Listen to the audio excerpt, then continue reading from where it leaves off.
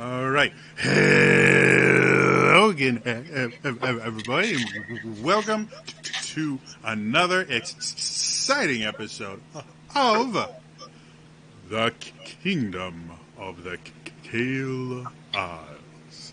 Yes, this is my custom D&D campaign, the first one I did, and yes, so far some of my players haven't quit, so that's a positive for me. Um, with that, let's just dive right back into the game. Last session,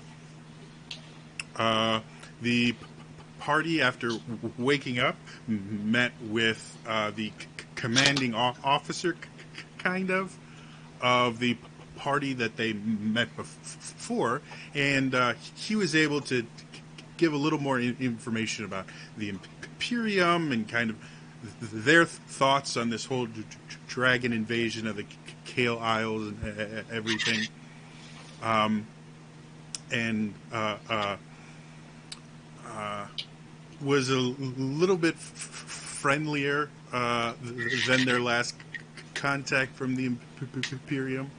And after kind of discussing things with him, the party again started traveling to the south to eventually find this rather deep crevasse that they traveled into, and found this kind of underground city kind of thing. And there was some ruins there that the gnomes and dwarves were kind of rebuilding and turning into their own kind of place to live. And towards the back of it, there was the chamber that housed the gate that the last time the party encountered something like this, it transported them to a sunken dwarven city. After checking up on the gate, the party met the husband of their little gnomish guide getting here, and after a slight getting to know you altercation, they sat down for some good food and quality time. So yeah, that brings us back to you guys. So after, again, this slight altercation when meeting this other person, you guys sat down and had a really good meal. Probably one of the best you had in a long time, even compared to the magically generated food that Willow can create in the tavern. There was a kind of very rich and hearty stew and fresh baked breads and scones for dessert. And it was just a really nice, relaxing time had by all.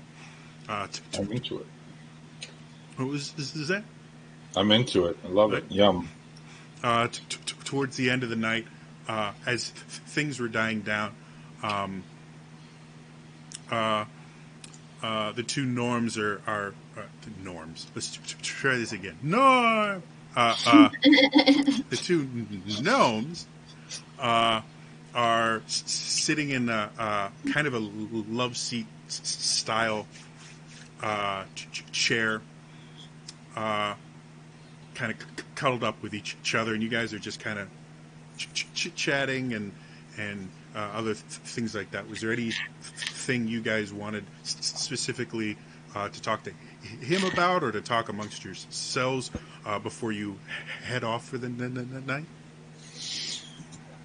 I'm kind of just interested in touching base with the party.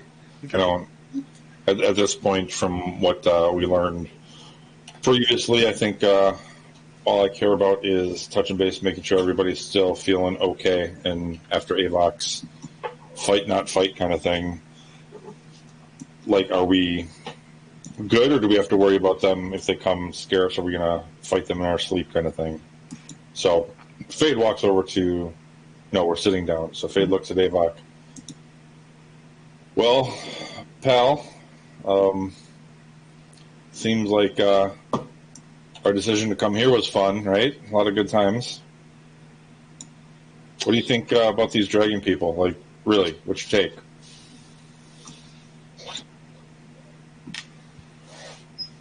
I honestly do not care about it. Okay, that's fine with me. I mean, we don't have to mess with anyone.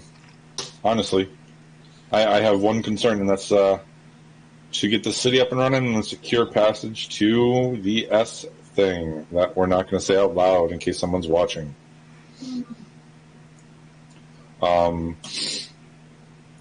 Yeah, I mean, Kanan didn't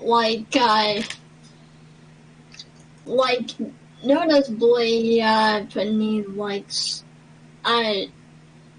spell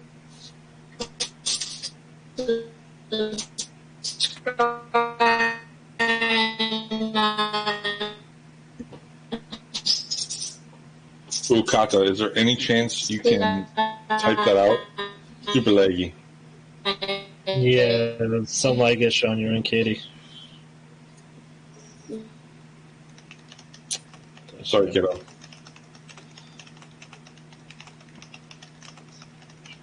I rolled 20. How you're always so nice to us.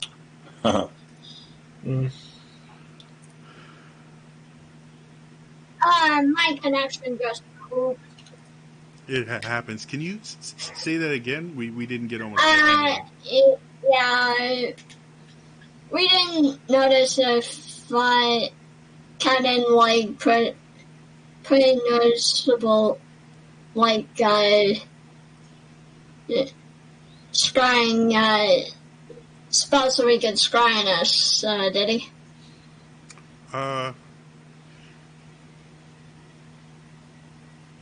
Asking specifically about Kynan? The guy who was the nicer Dragon Knight. Yeah. That's okay. From what you understand about Dragon Knights, they don't have arcane spell power, so he personally would be incapable of scrying on you. Whether or not someone else could try it, I mean, anyone could attempt to scry on you. You guys do know there are spells and some magic items that help stop or prevent scrying. And I believe scrying into Willow's tavern is just about possible. Because it's technically its own plane, and scrying cross-plane is remarkably difficult.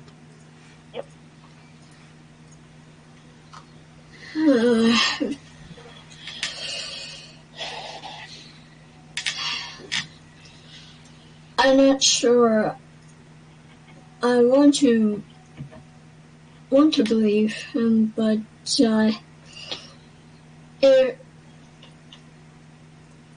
if bad things happen, we'll have to face them like we always do. Yeah. I'm more than willing to take first watch if you guys are ready to hit it for the day. Yeah, go ahead. All right. And at that point, your gnomish friend kind of speaks up. Well, if you need a place to stay, obviously it's not the lap of luxury, but it's fairly safe. We're towards the center of the encampment, so there's very little chance of anything getting in here. You're more than welcome to stay here for the night, especially since you'll be helping us with our gate problem, at least for the next few days, if my understanding of this situation is correct.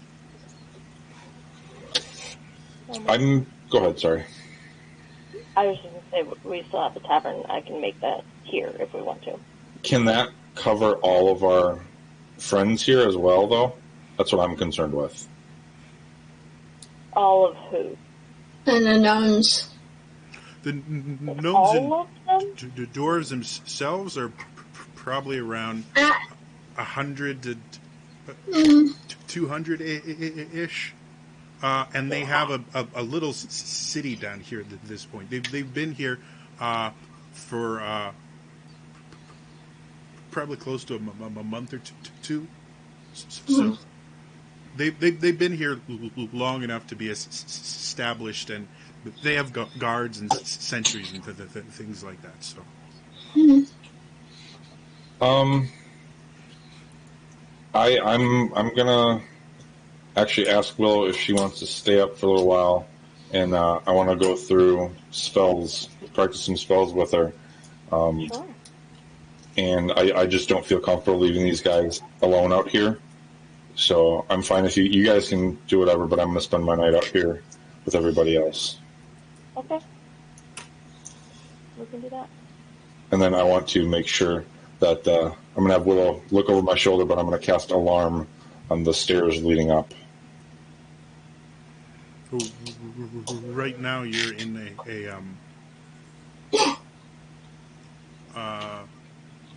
Well, didn't you say that when we go down the stairs, they made the community down there? Well, no, you went into a crevasse. There's not really stairs. Oh, fair. To it. I misheard that. Yeah. Just whatever the main entrance that we've been going in and out of, we'll say as much as I can. Yeah, they have basically what it looks like is this cavern at one point probably had a natural entrance, but something happened, seismic activity or something, and now where it looks like there used to be a rather large wall, it just opens to crags in the sea itself, and the cliffs themselves go up about 60 or 70 feet before you get to what would be considered like level ground. So these guys get in and out using ladders and things like that. But they do have sentries near where they come in. I'll just support them, basically, then, for my I for my just time. realized you weren't there when I described it. It's a really large cavern, ceilings at least like 50 or 60 feet high. And the cavern is large enough to house a small city. Nice. It's really big, and there's ruins here that kind of indicates someone lived here at some time. But they've been kind of building on the ruins and that to make their own like little town. Okay. Cool. Anyone else want to do anything before you head off to bed? No. Yeah. Cool. So those of you that sleep in the tavern, Fade, for you, taking a watch shift, they do have like cots for you to rest when you're not on active watch. Nice. And then you mentioned you wanted to practice some stuff with Willow. Yeah, we picked up enough supplies where I can start transcribing spells. So, for instance, alarm, we're going to add that. And what was the other one I chose?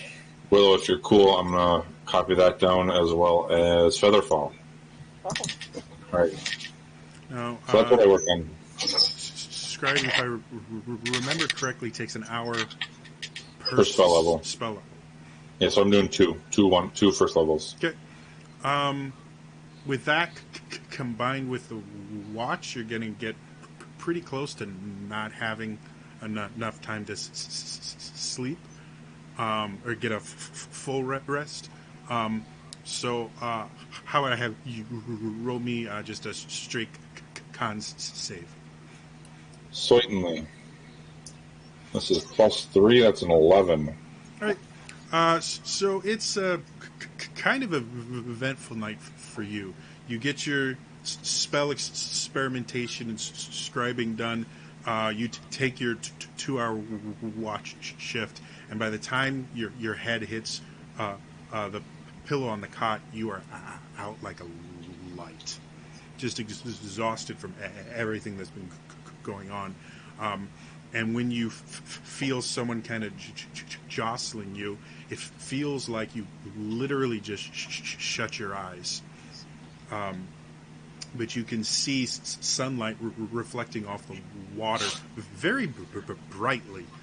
And you realize that dawn passed probably an hour before.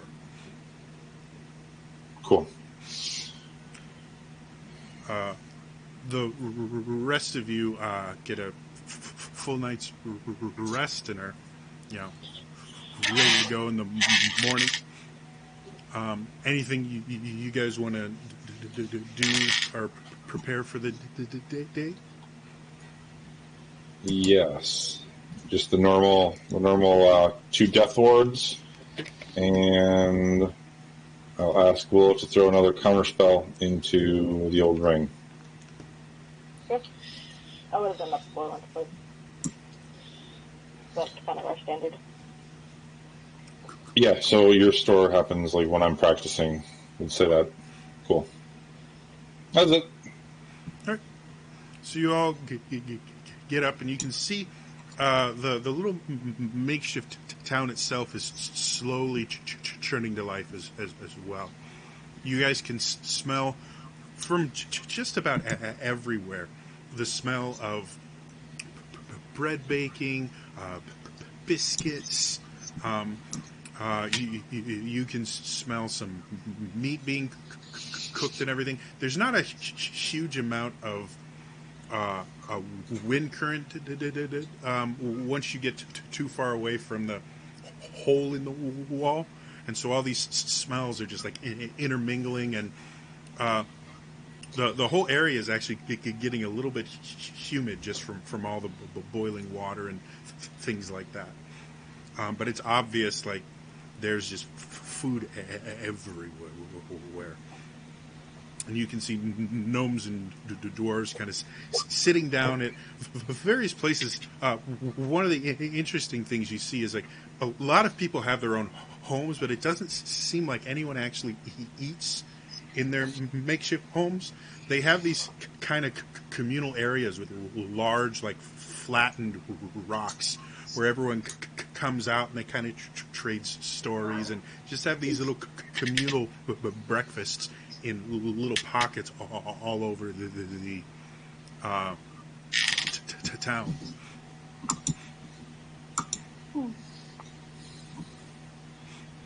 Fade, as you're getting woken up, one of the dwarves turns and goes, "If you're looking for a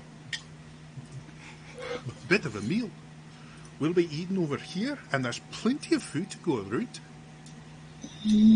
That is awfully kind of you, sir. What's your name? Gromus? Gromus, pleasure to meet you. My name's Fade. Aye.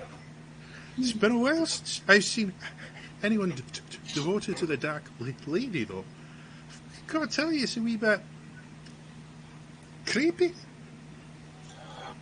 So, I get that, but that is not something that you would say to someone in polite conversation. You kind of just... Well, it's meant as no offense, friend. It's just different, I guess. We have a few that are members of the Clothier, but they tend to.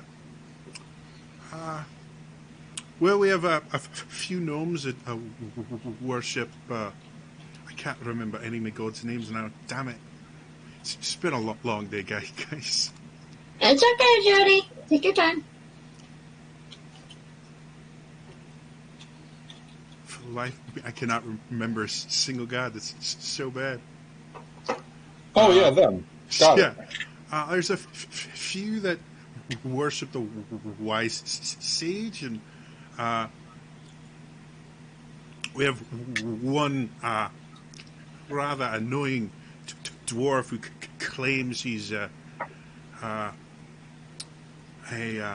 messenger for the cunning rascal, but he generally just goes around and causes mischief all the time.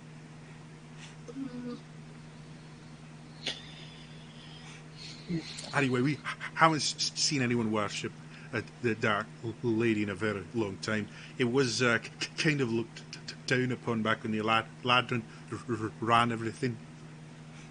Well, those times are thankfully over. Am I right? Though I've got to admit, I do miss my farm a wee bit. Had this Hey. beautiful underwater farm that I worked on. It wasn't my farm, but it's rather nice until they torched everything during the siege. That's terrible. So, out of character, unfortunately, just because Sure, I missed last week. How close to the portal to the armory are we? Like, is this the way to it? We saw it. It's here. Okay. Yeah. We It's it out. No, I didn't. it's to get there. It's about a 15-minute walk through town, and it's on what would be considered the outskirts of this little town. Okay. Thank you. Sorry. For some bizarre reason, they decided to create their town a little bit away from the giant ring with strange symbols on it. I love it. I think they did a good job there.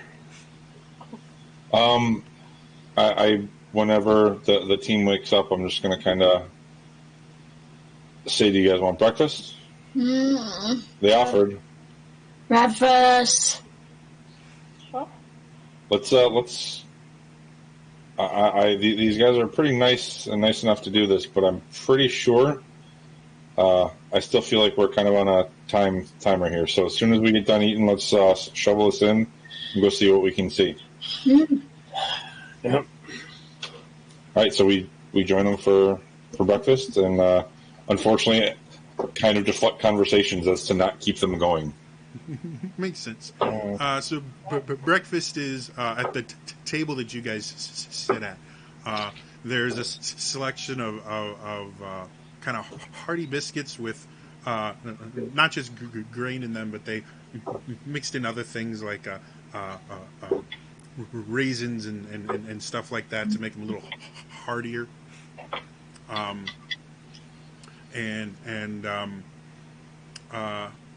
There's a small selection of fish to go with it, seeing as they're right by the ocean. Nice. Breakfast is over relatively quickly, as everyone has things they need to do. Within about 15 minutes, there's a gentleman walking up and taking plates and cups and taking them over to an area to get them clean, and the remainder of the food scraps are being dealt with by another couple that seems to be figuring out what they can keep for lunch and what they need to get rid of, and pretty soon you guys are on your own again. Okay. Oh. I guess we can do. I mean, we have a little bit of experience from the portal, so I think we go right up to the gateway and see if we can find the control pedestal type of thing. Yeah, let's get this done with. Right, so Uh, you guys go the familiar direction that you've been before. And as you walk in, you notice it's somewhat different from the last time you were there. There's a fair amount of people here. There's some you guys notice from the last time. There's rubble everywhere, and you can see it looks possibly like something collapsed. In were you here yesterday? what? You were here yesterday, or just there is collapse stuff? Not since yesterday. Okay. But yeah, I mean, there's piles of rubble everywhere, and rocks and things that have fallen over the years, and so there's like a group of people that are trying to clean up, and then you can also see people that are just running around, and some of them are making pencil rubbings, and other ones are taking notes, and some have like really big books that they keep flipping through pages, and eventually this rather young-looking dwarf sees you coming in, and his eyes just light up, as Zordon calls him. I love my phone. His eyes just light up, and he starts rushing towards you, carrying many more books than you think he should be, as he just kind of waddles, and he's constantly trying to keep them from falling. He eventually gets up to you, and all you hear is...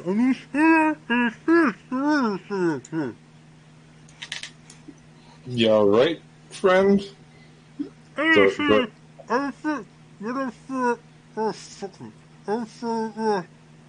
and suddenly you see him trying to like shift himself and put the books down in a very awkward manner. I'll totally help, like, take half a stack if it helps him. Yeah, no, as soon as you start doing that, you go, oh, thank you. This is the most debilitating thing I've ever dealt with. And then there's all these, oh, I'm so sorry. And finally he just drops everything, and he goes over and just, like, grabs your hand, Fade, and just starts shaking it vigorously to the point where you start dropping a few books just because your entire body is shaking. It's so good to meet you. Oh, we've heard so many stories about giant mythical monsters and cutting off tentacles and cities buried beneath the sea and adventure, and I'm talking a lot, aren't I? Ear to ear. Fade is going to sit here and listen to as much as this guy says.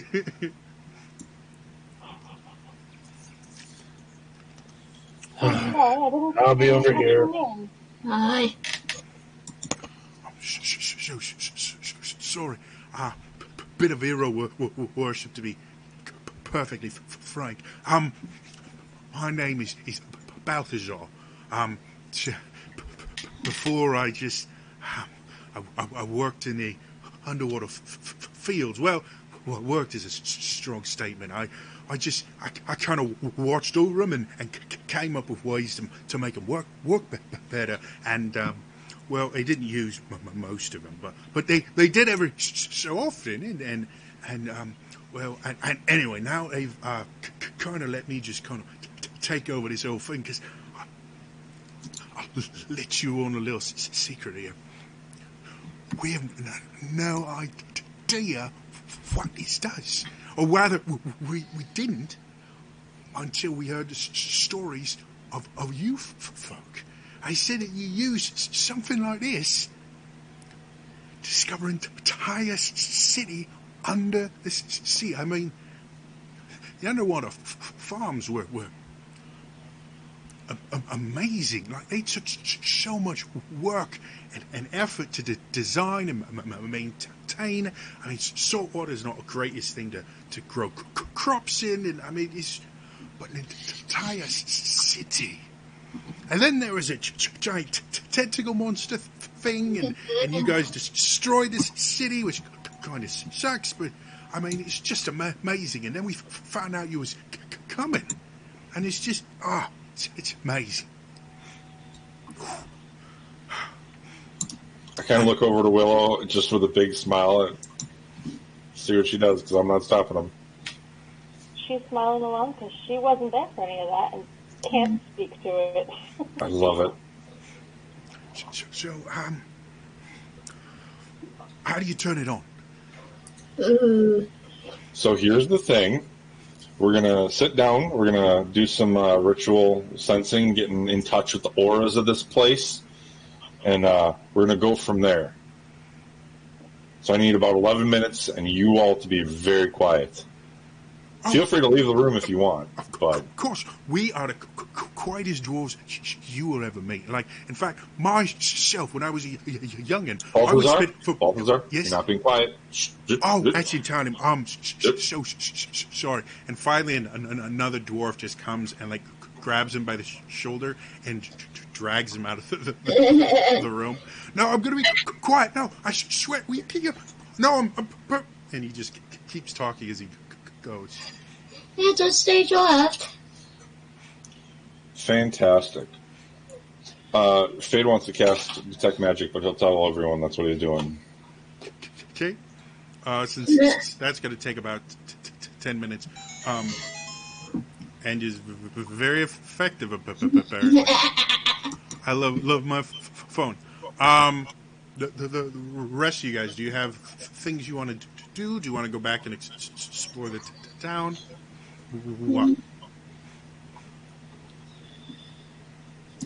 Cut out. Can you repeat that? Fade's gonna do spend 10 minutes casting detect magic. Do you guys want to stay with him? Do you want to go out and explore the town? What do you want to do? I will definitely be staying. Okay. I'm just gonna walk a few paces off and just, I don't know, practice my fun weapon making skills. Okay. I'm gonna watch him. All right. So Avok and Kata, Avok, as you start trying to form these kind of shards into different shapes that you can use, you do see a couple gnomes that are moving, piles of rubble that as soon as they start seeing you, create weapons out of your body, they start relocating themselves to a different pile of rubble. Oops. Sorry. Over the next 10 minutes, Fade, you're able to complete your ritual, and as your eyes start to adjust to not only seeing what they normally see, but also the presence of magic, you're kind of blown away by what you see.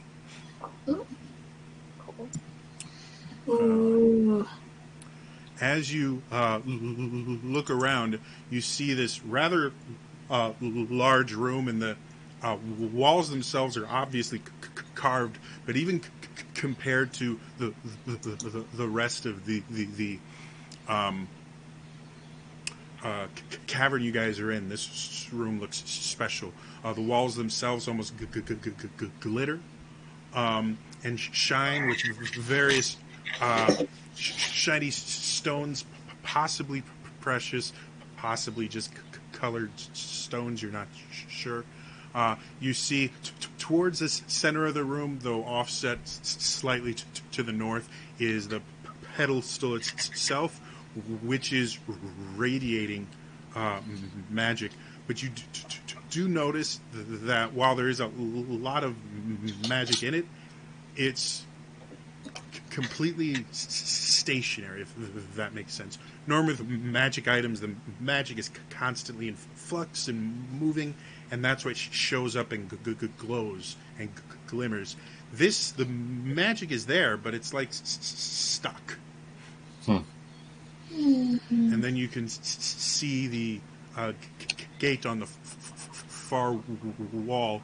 And there's obvious, not only is there magic in the gate that, again, seems stuck, but you also notice a complete lack of any sort of magical energy on the inside of the gate itself, which is another thing that's very bizarre.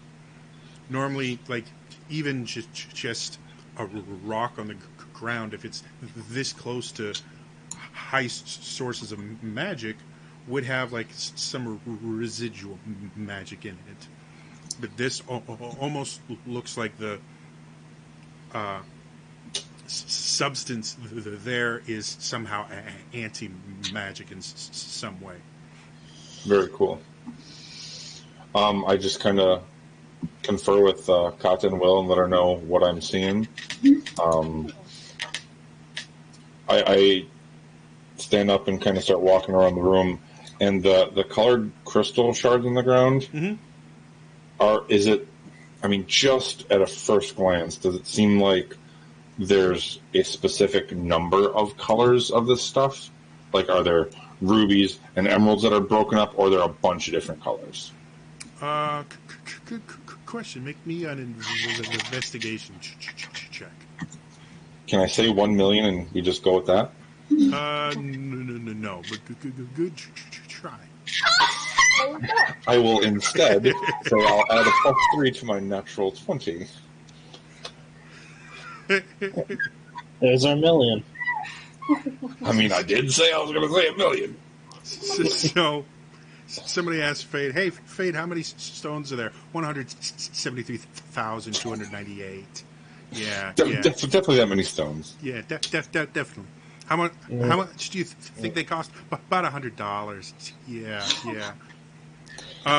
No, you look around and you instantly start picking up on the precious stones in there.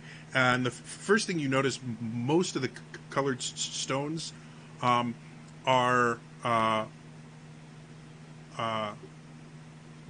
glass, colored glass, which is interesting because while glass can occur naturally, colored glass in this much variety doesn't seem natural. Okay. I mean, something melts and, with the sand can color it, but there's just a rainbow of colors around you, and some really hard colors to make. Like you have deep indigos and violets that don't tend to show up often naturally. You do notice a few shards of some sapphires, rubies, and amethyst in there. So there are a few precious stones, but they're shattered and so small they're not worth a ton as gems. Really? That's a lot of rupees. Apparently. And the vast majority of color you see here is colored glass. I want to Go ahead. just pick a random pile and run my hand over it and cast mending and see if it forms back into something. Ooh. Make me a spell attack roll. Okay. Very, very. 14. Okay. So as you're sitting there and kind of waving your hand and invoking mending, you do see a few kind of light pink stones start to kind of melt and move around. And as you finish casting the spell, you're able to pick up a decent-sized piece of amethyst. So I have an idea here. Tell me if this sounds nuts. Based on our past experiences, I am terrified of every single thing in this room. No, you're not wrong.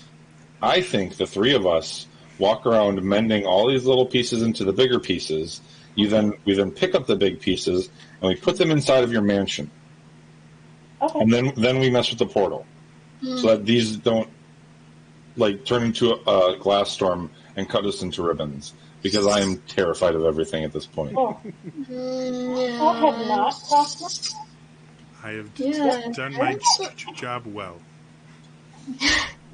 Yeah, you have done your job as Dungeon Master well by making us all paranoid. I was thinking more like they would need to be mended to help fix the gate. But, See? That's a hot take. I think you might be onto something there. but they could also be dangerous. Yes, that's fair. Well, I see mean, what we can do. I'm down. I start to mend stuff, and I'm like, hey, Avok, if these turn into like flying crystals, my bad. That's all right. So yeah, And- start wandering around mending things. Kata, do you have that as well still? Mending, I do. awesome. If you wouldn't mind giving us a hand, little buddy. Ow! I think we just kind of start at the front of this room and just turn all these little crystals into big crystals. Oh, okay. Just due to the sheer amount of them, you're talking about something that would take the better part of a day to do. Ooh. Well, that's not ideal. Just to Yeah. give you all the information. Okay, then one more question, and then I'll be Sure. quiet for a sec.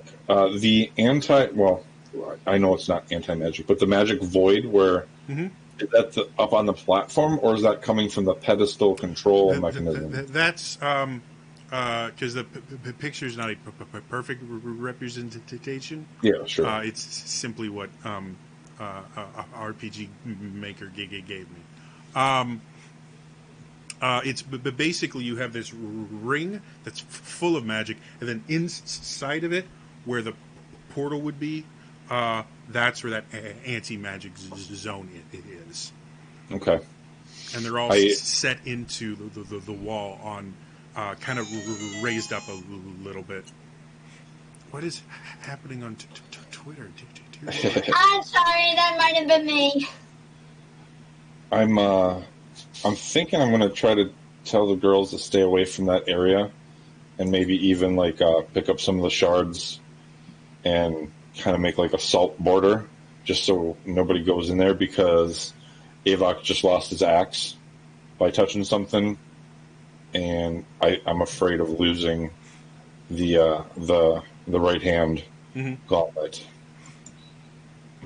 But that's it. I think I'd spend about 15 minutes mending stuff, Okay. and then kind of get bored and say maybe we should get Balthazar down here and see if he's got any thoughts on this crystal or the glass. All right. The rest of you want to spend like 15 to 30 minutes mending stuff? Yeah. Okay. Go ahead and everyone just make me a spell attack roll. See how good we can chip, hey? Yep. Can dig it.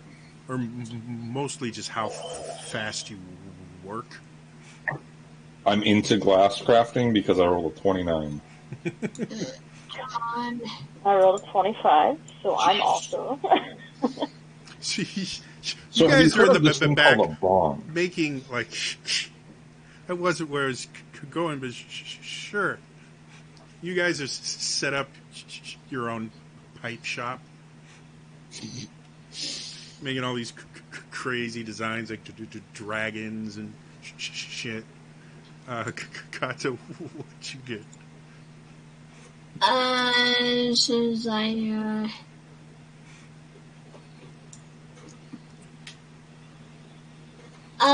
with my totem, would I, be... Yep. I do... Okay, then, 22.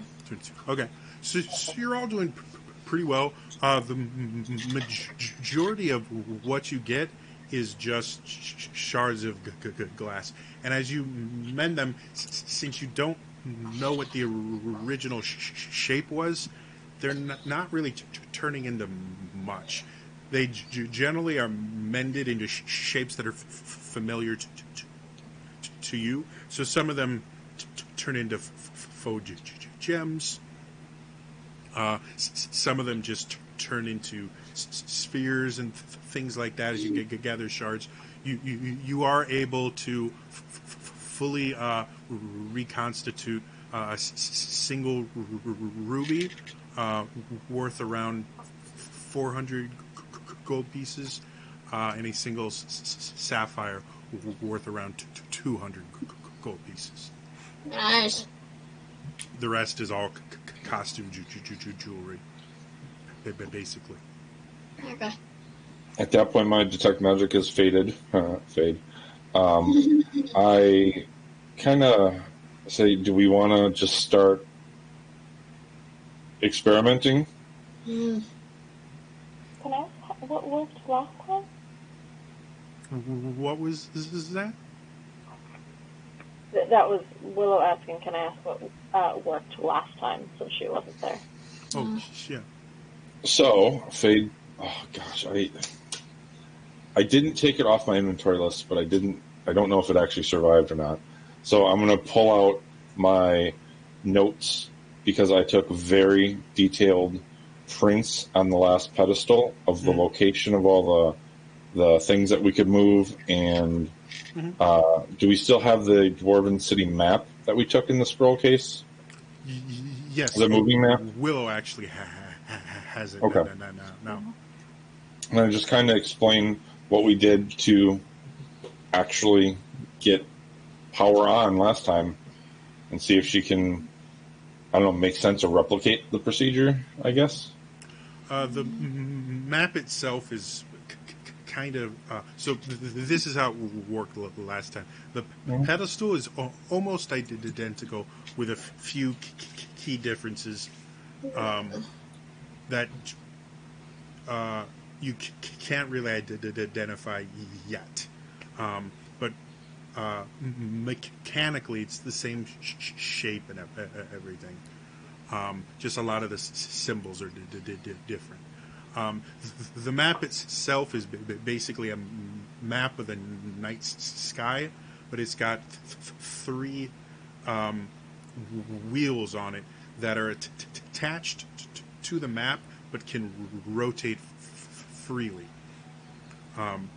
And you guys, through manipulating those wheels and everything, were able to identify the room, but based on constellations in the night sky and the wheels you use to basically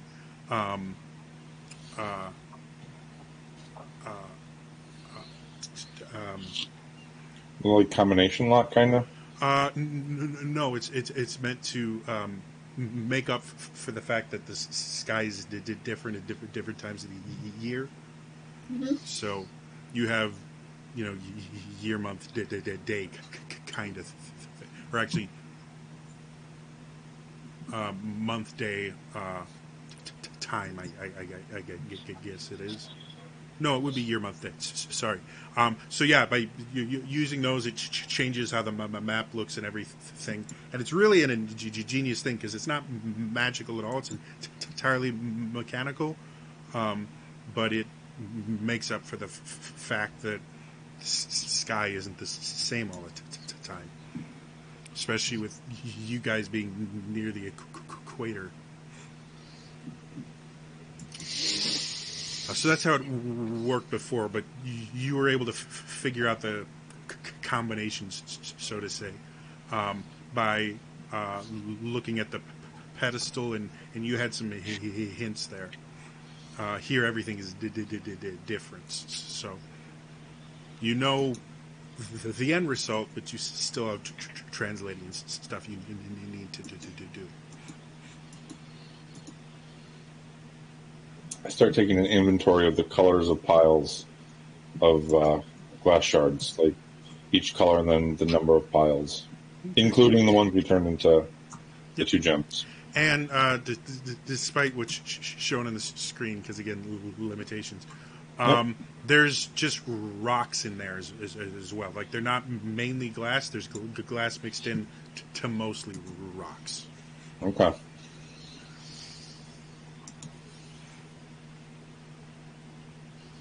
What do you think, Willow?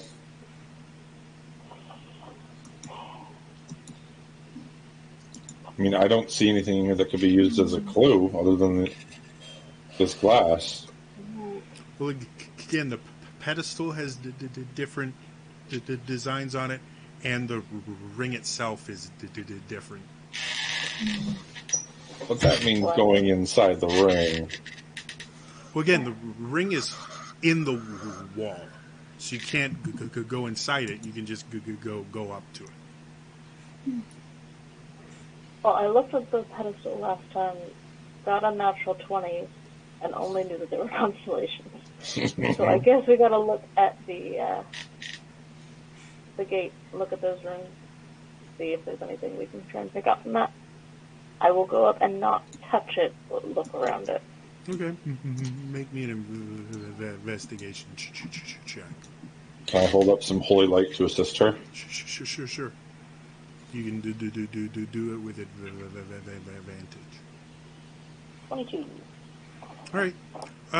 So looking at it, they're identical to the symbols on the pedestal.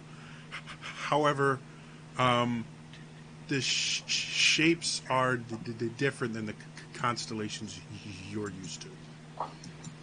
They're not completely unrecognizable, but they seem like shifted almost. Can I assume that's from just a different perspective in the night sky?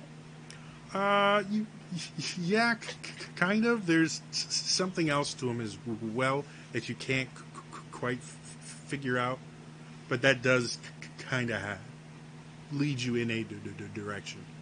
What you kind of come to the conclusion of is if you work with the dwarves, you think you can figure this out, but this is more than a single roll kind of situation.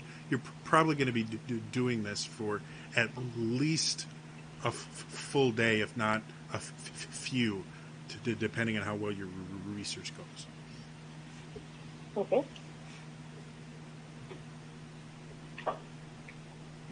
Then what do we need to do to start rolling? I think that.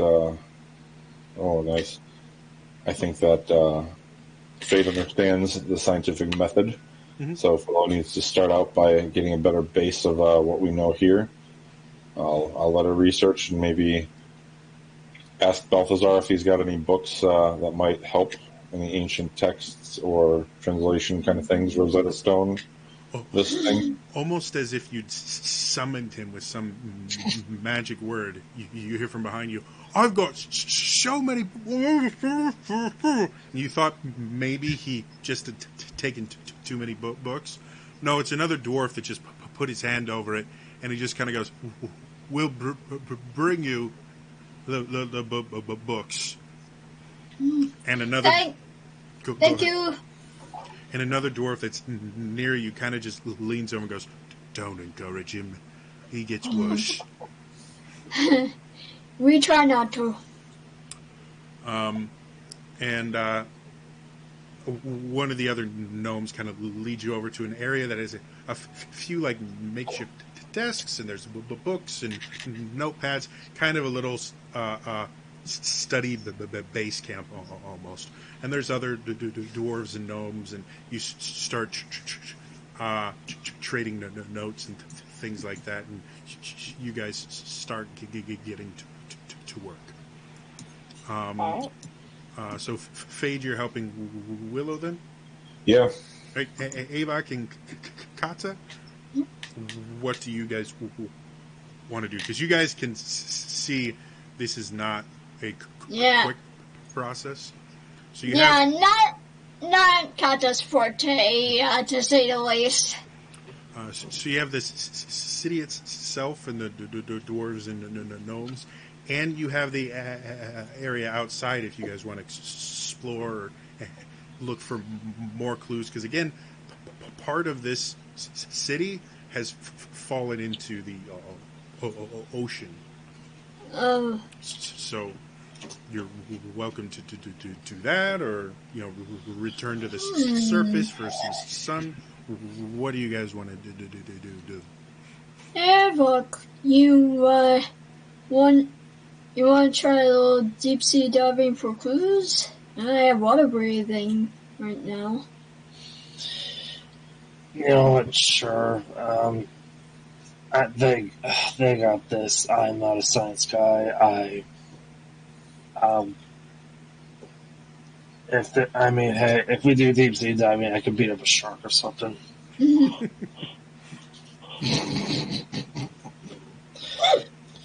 Love that. That's Avok's take. Maybe I can go kill a shark.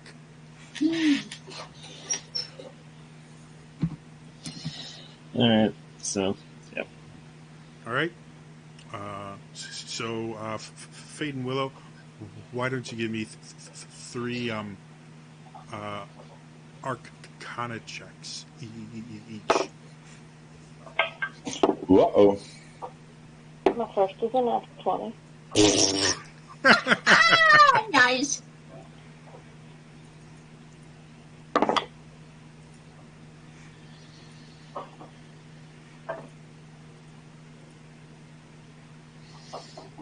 So I have 20, 28, and 30. Dear Lord. Wizards. I'm going to say the first roll is a 17, and then I get really frustrated, so I try to guidance myself.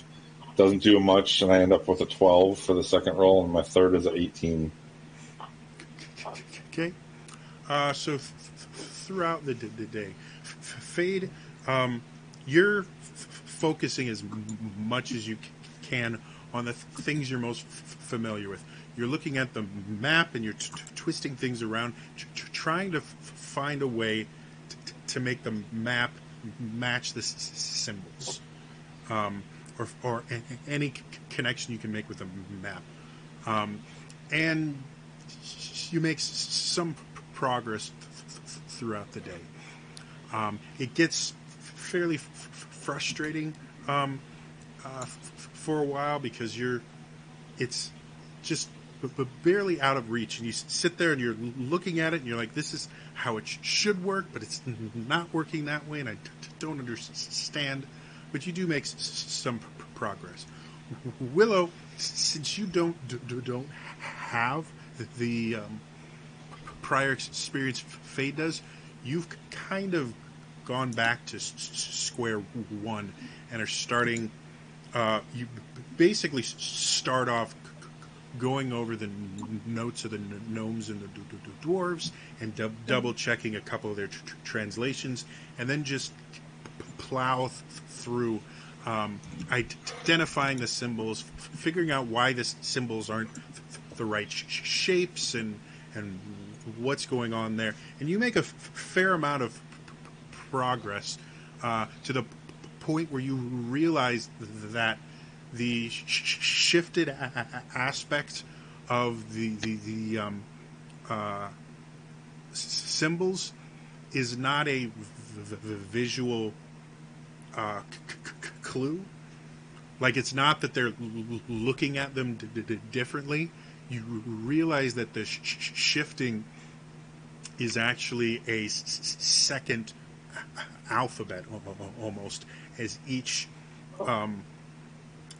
symbol is shifted slightly differently, and you're able to kind of translate that and get a real working understanding of what this actually was, which is not only is it again somehow connected to constellations, but they also encrypted it slightly by adding this kind of visual shorthand to basically indicates certain constellations are switched or flipped. Adding a layer of security is the best way to describe it. And that takes the better part of about 6 hours between the two of you. Avok and Kata. As you guys head to the edge of the water, you can actually see your gnomish guide is there with a few other dwarves and gnomes. And you see him concentrating on a spell you recognize as water breathing. And as he sees you, he's like, "Well, hello there, Kata and Avok. To what do I owe the pleasure?" I think you're muted, Kata.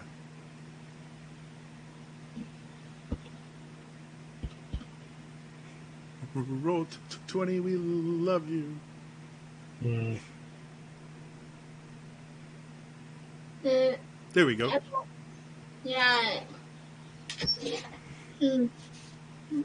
We thought we might be able to find some more clues underwater. Oh, we were going out to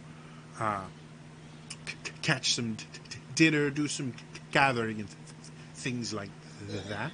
But if you'd like, I'm not really needed beyond my ability to make it easier for them to traverse beneath the waves. I could join you if you'd like. Go right ahead.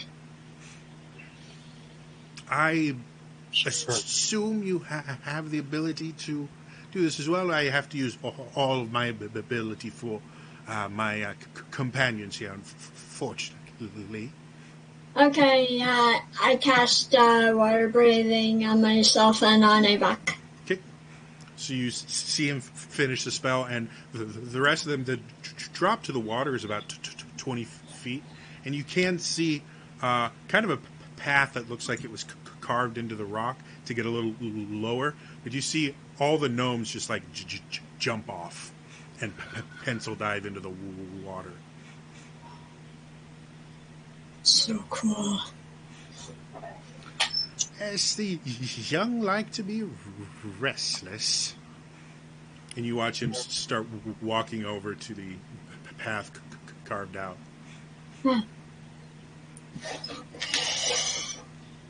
Avok jumps in. You. Go How ahead. deep does it look?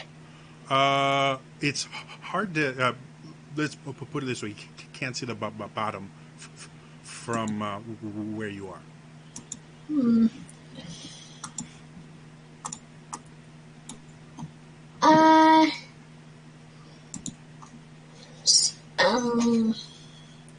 I'll cannonball in. Okay. So Avok and Katsu, as you guys fall through the air and hit the water, it's a bit jarring at first. To drop from that high is intense. But the thing you notice faster is that the water, which you're kind of expecting to maybe not be warm, but kind of temperate, is remarkably cold. It's not freezing, but it can't be more than about maybe 50 degrees tops. So it's very, very cold. My nipples are hard. And a couple minutes later, you guys see a dolphin swim past you, come around and kind of swim around you, and comes up and kind of boops Kata in the nose.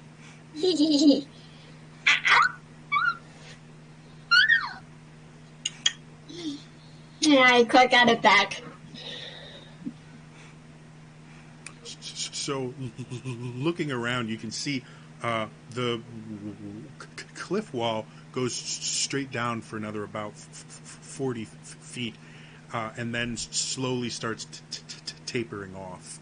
And you can see as it continues to go, there are massive chunks of this broken wall that fell, that litter. It looks like, at least for the next mile or so, the water itself here is remarkably clear, and you can see really far.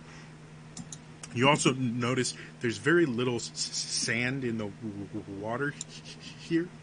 Ooh. It's mostly just hard rock. Okay.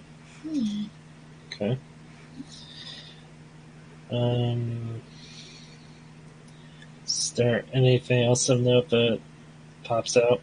Like, Make me a perception check. okay. 11. Okay, so looking around, you can see the remnants of ruins that obviously fell with the wall.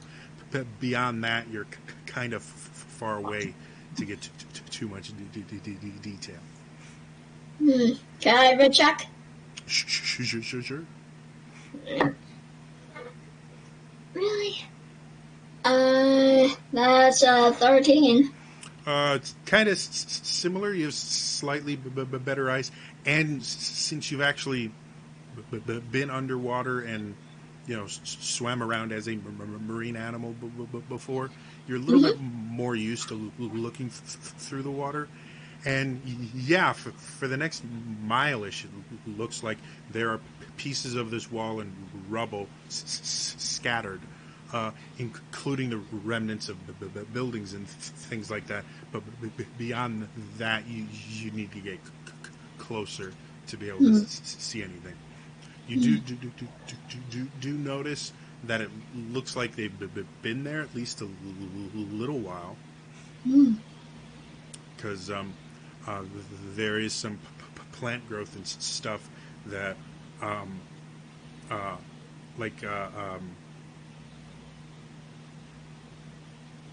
trying to think, like you can see some coral forming on the ruins that continues onto the ground, which would indicate it's been there at least for a little while.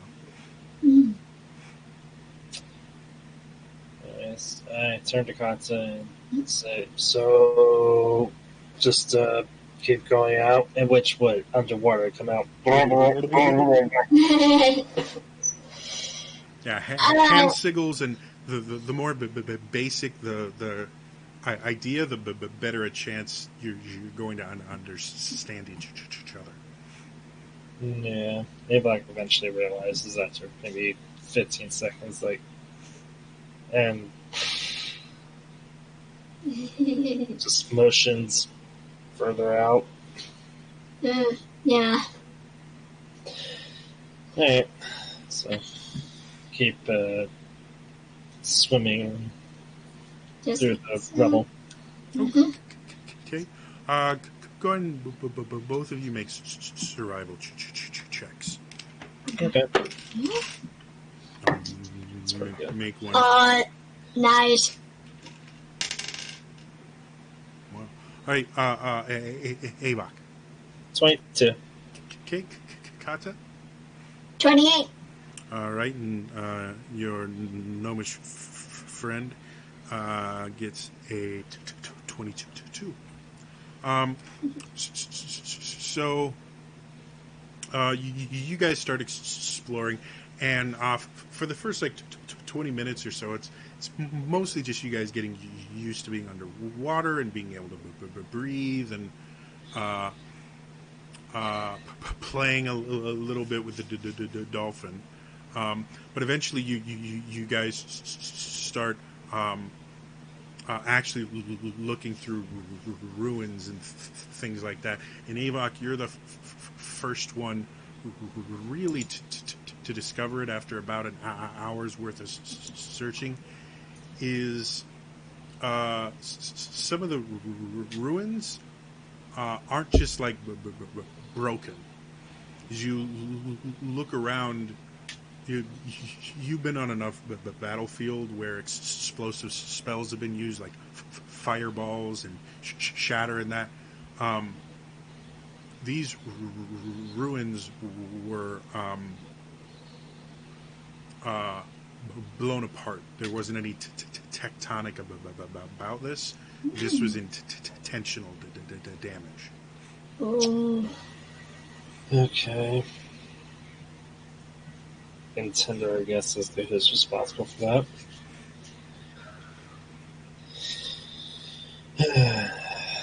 Alright.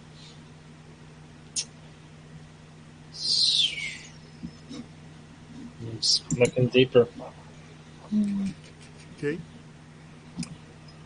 As you guys continue to kind of go further and explore more, how long does water breathing last? Is it an hour? Isn't like a day? I think it's like 8 hours or something.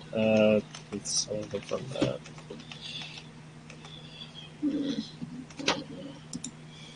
My own spells. I got it here. Oh, duration 24 hours. You Yeah. guys are fine.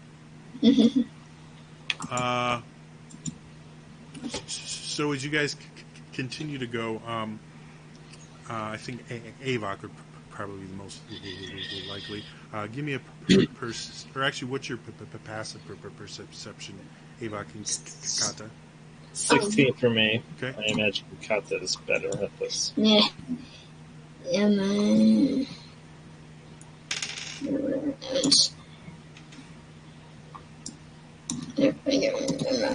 Passive.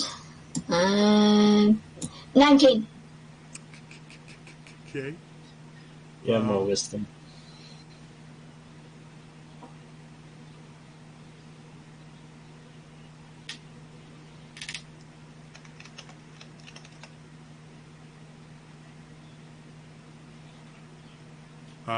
As try this again.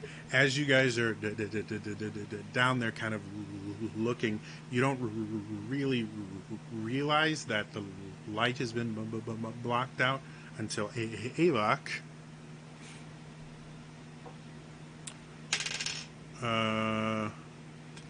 does a 21 hit you? Yes, it does. So as you're down there, suddenly Avok, you notice that the light has gotten darker, like a cloud has just obscured the sun, and suddenly you feel in your leg this sharp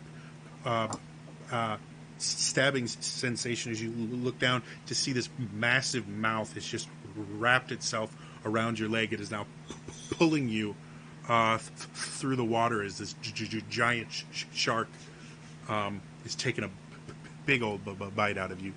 You take 22 piercing damage, and I would like everybody to roll for initiative. Okay. Okay. Or rather, you two at least. Let's see.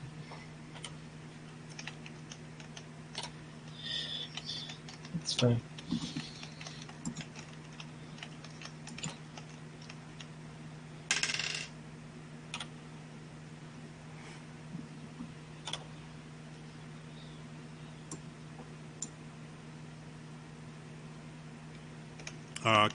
Kata? 18. And Avok?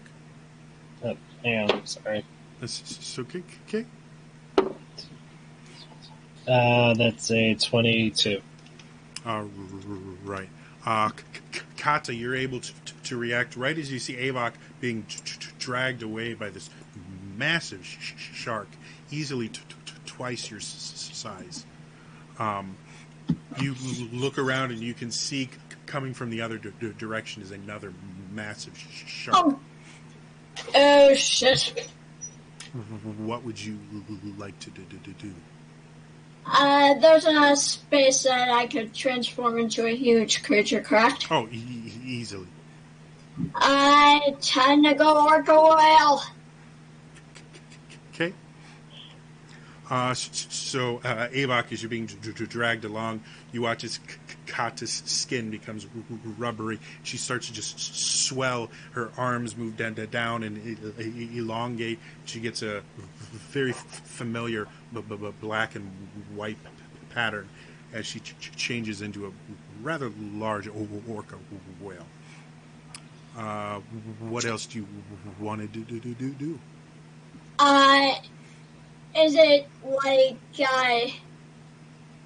clamped on Avok's like leg or something? Yeah, it's got Avok's leg in its mouth. I'm gonna bite it back to get it to let go. Okay, go ahead and make it an attack roll.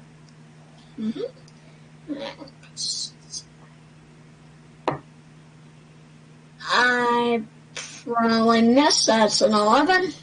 Yeah, as you go to make it a bite against it, it swings its tail around and bats your snout, knocking you off course, and it kind of glares at you, just digs its teeth more into Avok. Anything else you want to do? Also, Avok was supposed to go first, but I can't actually understand the numbers. Okay. Anything else you want to do? Yeah, I'm automatically like holding my breath while I do this because, well, they're mammals. Technically, your water breathing persists. Oh yeah, that's right. Yeah. You're a whale that actually does breathe underwater. Nice. Yeah. Just ruining all those high school science teachers' days. And my turn. Okay, Avok. While that's going on, actually about 4 seconds before, what do you want to do? Alright, I will use my bonus action to rage, and I'll use a free action to let the spikes come out, even on my legs, so Sharky is going to have a little mouthful of pointy stuff. Ouch! Go ahead and roll the damage you normally give when somebody hits you with a melee attack. When your spikes are out, I believe it's a D4, D6? It's a D6. Yep. Okay, Good roll. Yeah, this is going to be like us. 2 piercing damage.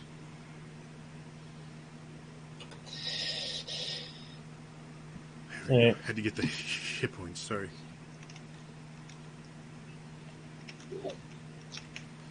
All right, so you see it kind of digging in, and then the spikes come out, and you see it release and make this very strange underwater sound as it lets go of you and just continues swimming past without you in its mouth.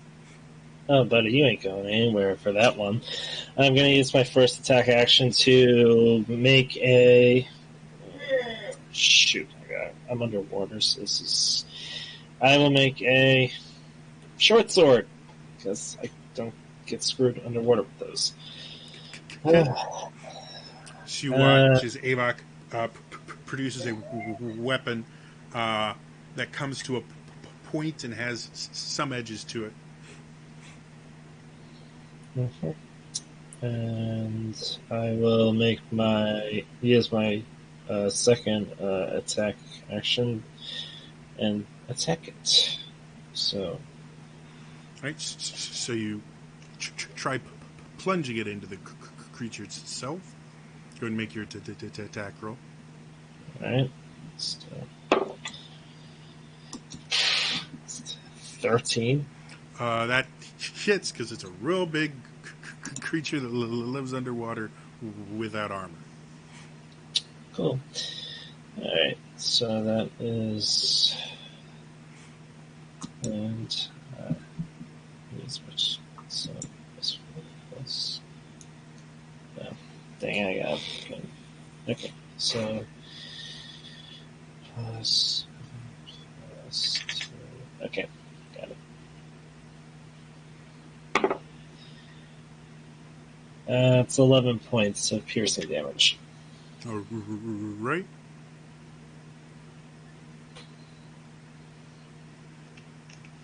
So you sit there and slam it into the creature, pull it out, and you can see blood starting to trickle out. But very quickly, the wound clots. Anything else you want to do with this turn? Social attack. I think that's it. Aside from moving, which I'm just gonna hold my ground. Okay, so the shark swims off and comes around and tries to take a bite out of you. Does a 13 hit? Misses. So as it's coming at you, you just bop it with one of your spikes and it goes straight past. The second shark, seeing something that looks a little more familiar than a human in the water, goes towards the orca and gets a 21. I'm pretty sure that hits. Okay, so it takes a bite out of you. You take 22 points of piercing damage. And it kind of swims around and looks like it's coming back for round 2. Avok, now in the correct place in an initiative. What do you want to do with the creatures swimming past you right now? I'm going to stab at it twice. Okay. It bites me and gets away with it. That's an 18. Yep. As long as you roll above a 13. These guys are pretty tough, so go ahead and roll both attacks.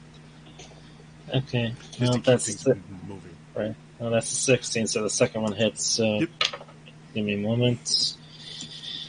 So as it goes past, you flip the short sword around and just start stabbing more, making these needle pricks across its body.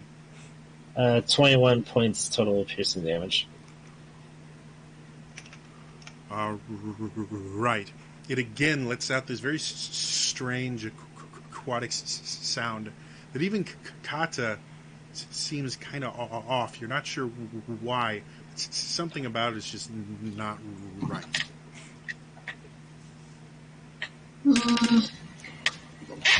Would I realize what it is? Go and roll me a history check. Oh, God.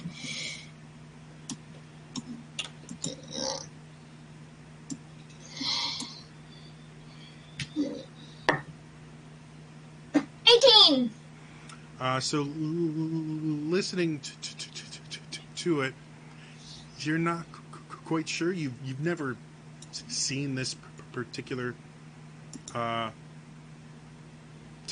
of shark before. But hearing an animal scream underwater is not completely new to you. You've hunted before when you were younger.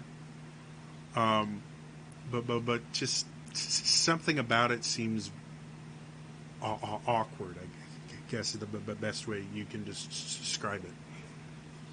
So, based on what I know about hunting, would I assume it's possibly calling for more of its skull? It's theoretically possible, but it does happen every time Avok stabs it, so it's obvious that, to you at least, it's obvious it's happening because Avok is stabbing it. But again, Okay. you don't speak shark, so... No, I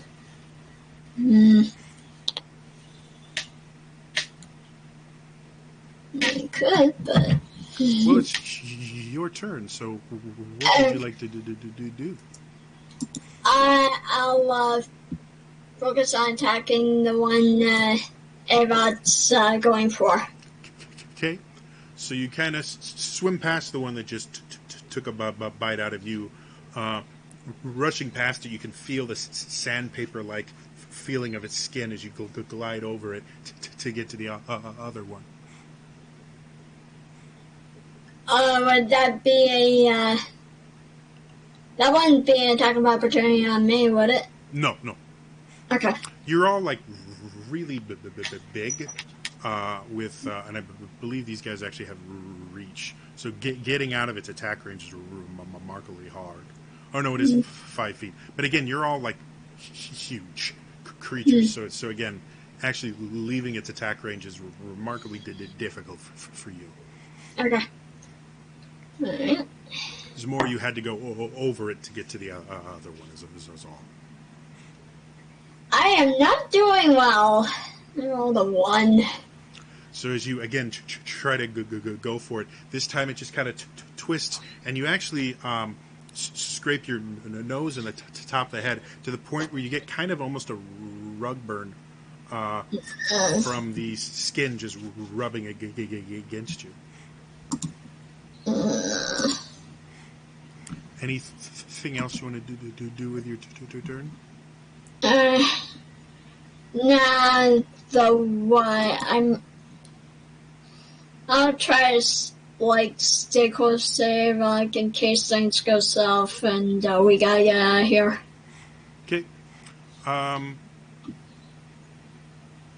The shark that's been attacking Avok goes out, comes back in, and tries for another bite with a 19.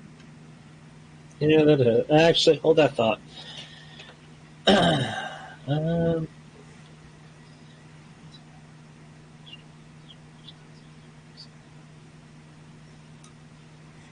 I'm going to use my plates of aggressive defense feature. Okay. So I have to make an attack roll against the 19. If I beat it, I block it, and he ends up taking 1d6 of damage. Go for it. All right. So that's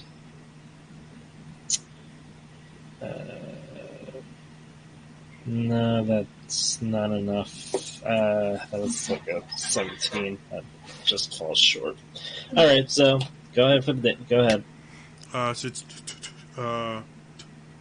22 points of piercing damage. As it goes down, you start elongating these spikes on your arms to try and shield them, but it just cracks through it and bites down on your arm, and it actually jerks and twists its head, trying to open the wound as much as possible, which with all this salt water around, the wound itself is burning a little bit. And as it bites you, it makes eye contact with you, and then keeps on going. Of course, you realize this means war. The other one, Kata, since you're focused on this one, you don't notice the other one going for your tail, and I need either acrobatics or athletics from you. Okay. With the whale strength? Yes. Okay. I'm rolling like you today. I've given you my curse. That's a 6. Okay, so you feel strange as you feel these teeth sink into your tail, but instead of trying to damage you, they're just pulling you. And they're pulling you pretty far away. They get a full 25 feet away from the fight before they start slowing down.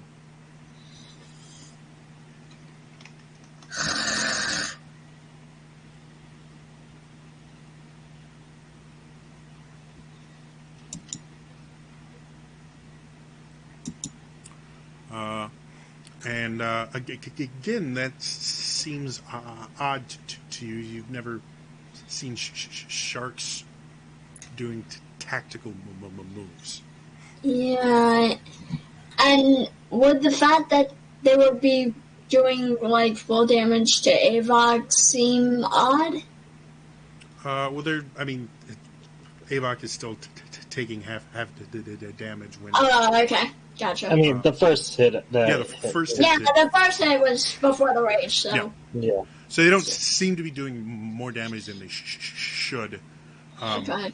It's just again, it's odd that it's pulling you away. Sharks are pack creatures. Packs generally don't divide and conquer as much as they do swarm. Yeah, it is weird. So that brings us back to Avok. You start noticing the water around you is now starting to become slightly hazy with a red tint from your blood. Even though your wounds are closing pretty fast due to your rage and just kind of thickened skin, every time this creature bites you, it seems to be twisting and jarring to let out as much blood as possible. Okay, well, I can do the same thing to it. Alright, so 2 attacks against it. First one's going to hit with a 29. The second one is going to hit with a 23. So. Okay, go and roll your damage. Yep. Shite up.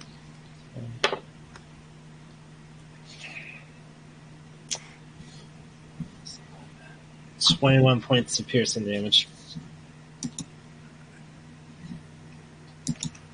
It's starting to look kind of rough. However, you notice this for every wound you make, the blood seems to clot really fast.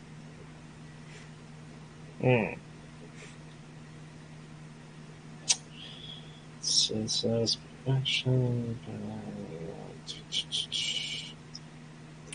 Anything else you want to do? You still have a bonus action. Right. If you wanted to make another short sword, you could do dual wield. Can I do that with a bonus action, given how the wording is on the thing? I mean, technically, you'd have to give up an attack, but then you'd get an extra attack for your offhand. So theoretically, if we just kind of retcon that, you created a second one, you'd still get two attacks this turn, and then next turn you'd have 3. If that makes sense. Fair enough. Or you can stick to one. It's up to you. Oh, I'll make the extra one, sure. Okay. So you stab it with one, and as it's trying to writhe away, you get another short sword out and just stab it again. And as you pull it out again, it bleeds for a second, but it clots remarkably fast.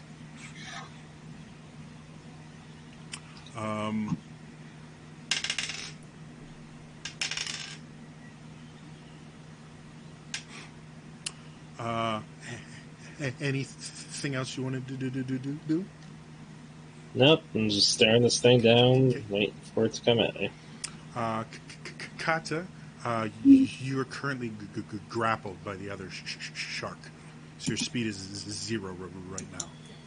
Okay, yeah. I'm going to attack that thing that has my tail. See if they can like.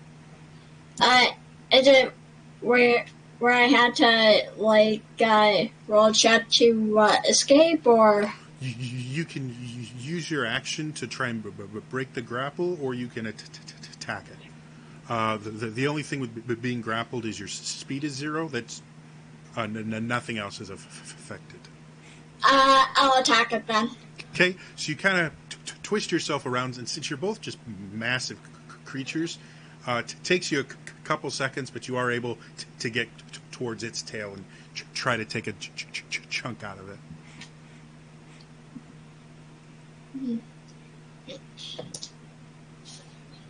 Really? It's a 4+6.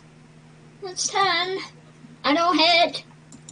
So as again you try to take a bite, it swings its tail wide to try and avoid you.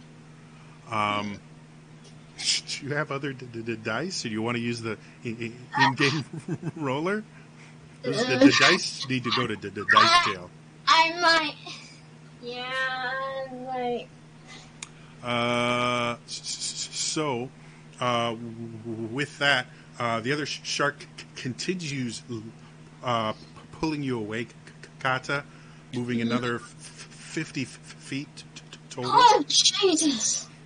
To the point now with the fact that the water's getting kind of tainted with both of your blood, you're actually having a hard time seeing Avok now.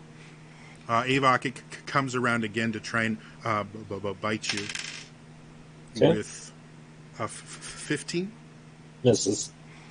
So tries to take a bite, and you just kind of swim out of the way, and as it goes past, it spins around, and it just comes up right to you and just sits there locking eyes with you. Mm-hmm.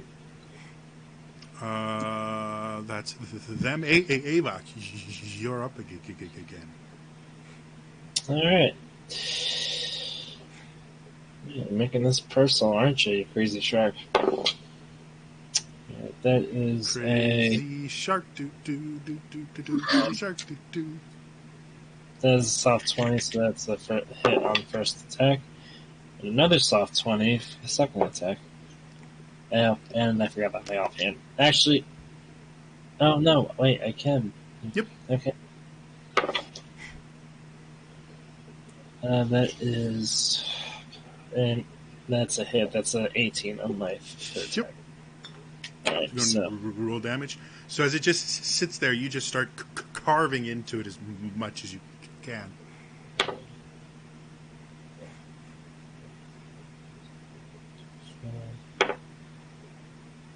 alright, 27 points of piercing damage. That's harder than math, you jerk. Alright.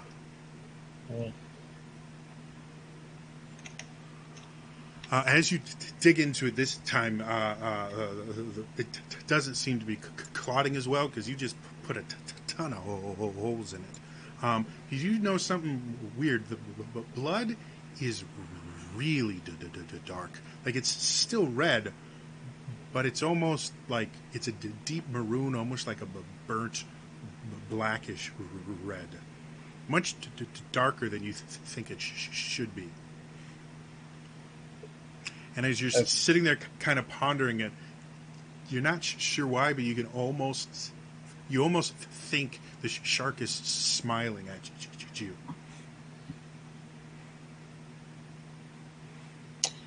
Okay. That's my turn. I'm just like, I mean, I'm a little confused, but still, this thing is, this thing's fucking with me, so I'm fucking back. Okay. Kata. Attacking again. 13, finally. All right. So this time you whip your body around and you do try to... I have to...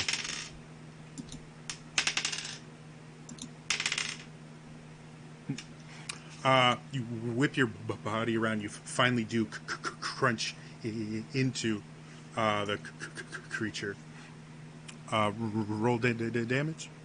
Mm-hmm.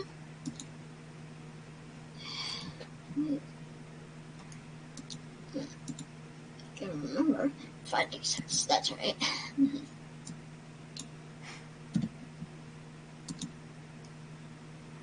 23 points of piercing. And as you bite into it, you instantly let it go as the blood comes out. It tastes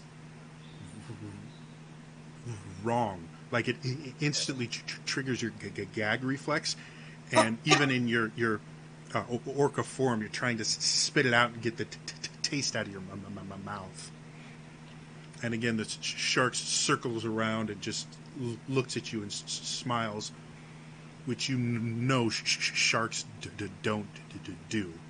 In fact, it's very rare for them to really stop moving because they have to keep moving to breathe. Would it occur to me that with this behavior they could possibly be high-level druids? Thinking about it, and with the knowledge you got before, they're definitely not natural. Okay. They have tactical minds of doing things animals normally wouldn't.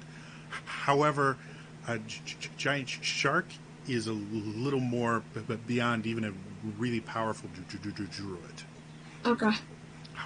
However, a really powerful mage might Polymorph. have the ability to do that. Hey, did the shark let go of me or just hanging on? It's still technically grappled. It's smiling as it grapples you. Okay. Because it has a reason for grappling.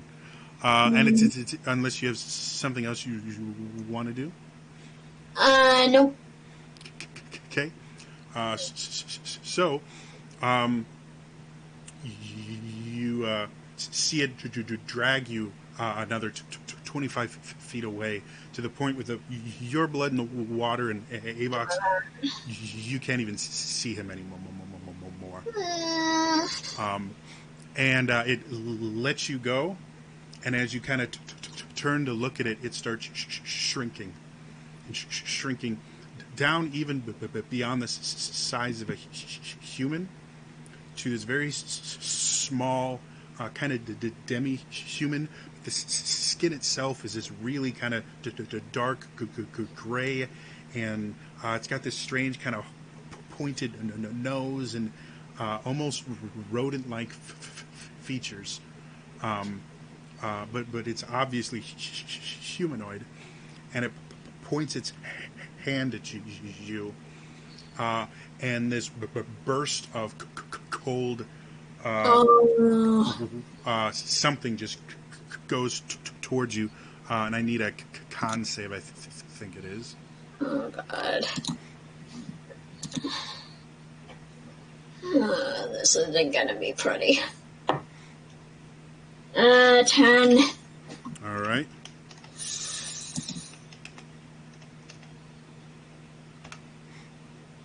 You take 41 points of cold damage as this blast of cold energy surrounds you, and as you're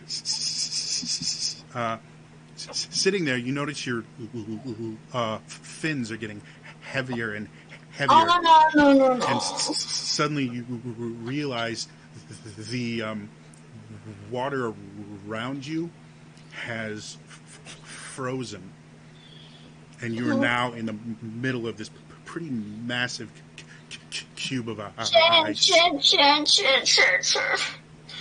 As that's happening, Avok, as the shark is smiling at you, you watch as it contracts into a similar shape. You can see blood running out of the creature's nose a little bit.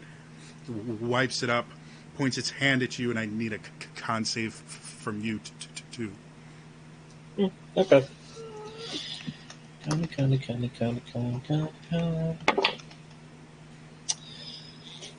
It's good thing I'm very good with con saves. That is a 27. I forgot con is kind of your thing. You definitely save. So it's 35 and a half is 17? Yeah. Yeah. Okay. So you take 17 points of cold damage, and you feel the same thing. You feel your arms get stiff, and suddenly you are encased in this massive block of ice. Oh, shit. Okay.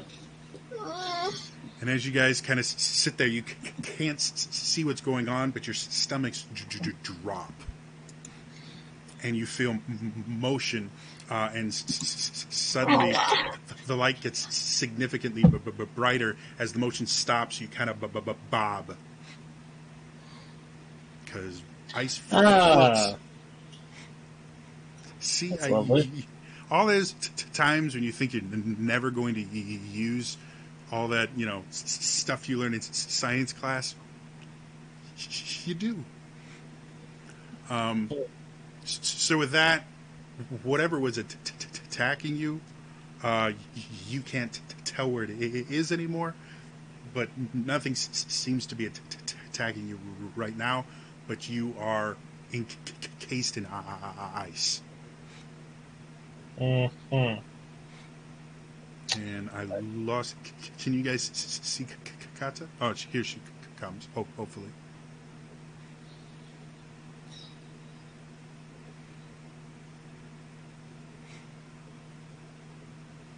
Well, while that's going on, we're waiting for Kata. I'm going to real quick refresh, and then we'll figure it out.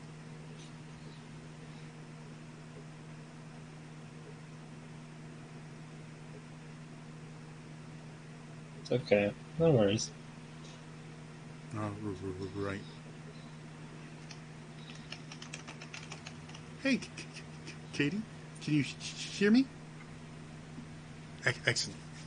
So, but both you and Avok are encased in ice, and the water breathing is helping, but breathing frozen water is remarkably more difficult than liquid. So you're not really suffocating yet, but Oh God. you're definitely uncomfortable, let's say. And I don't know how much you heard before, but the ice rose to the surface, and you guys are now just kind of bobbing on the surface of the ocean.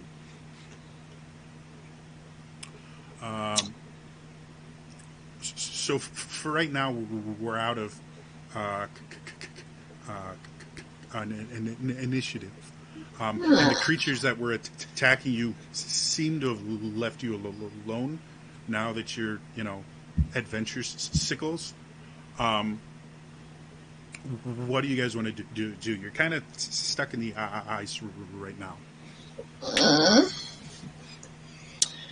Oh, Avok, just going to use a straight to break ice. Okay. Or, Yeah, really, same. pretty much have his spikes, retract and come out, constantly, just to chip away. Okay. Go ahead and make me a con save with disadvantage, because this is kind of taxing on yourself as you're constantly piercing your own skin. Okay, that is a 20. Okay, so as you're sitting there and just constantly doing that, you're slowly starting to chip away at the ice, and as you make more of an area, you start noticing, just due to your own body heat, as you chip some away, some of the ice is melting as well.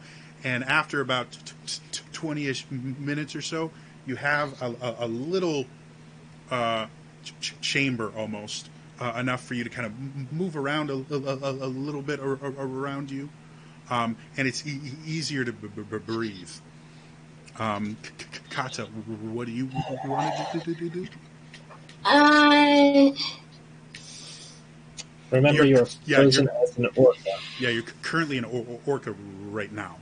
Yeah, I'm just thinking about what I should do. Try to break free or return to regular human form to be easier on myself and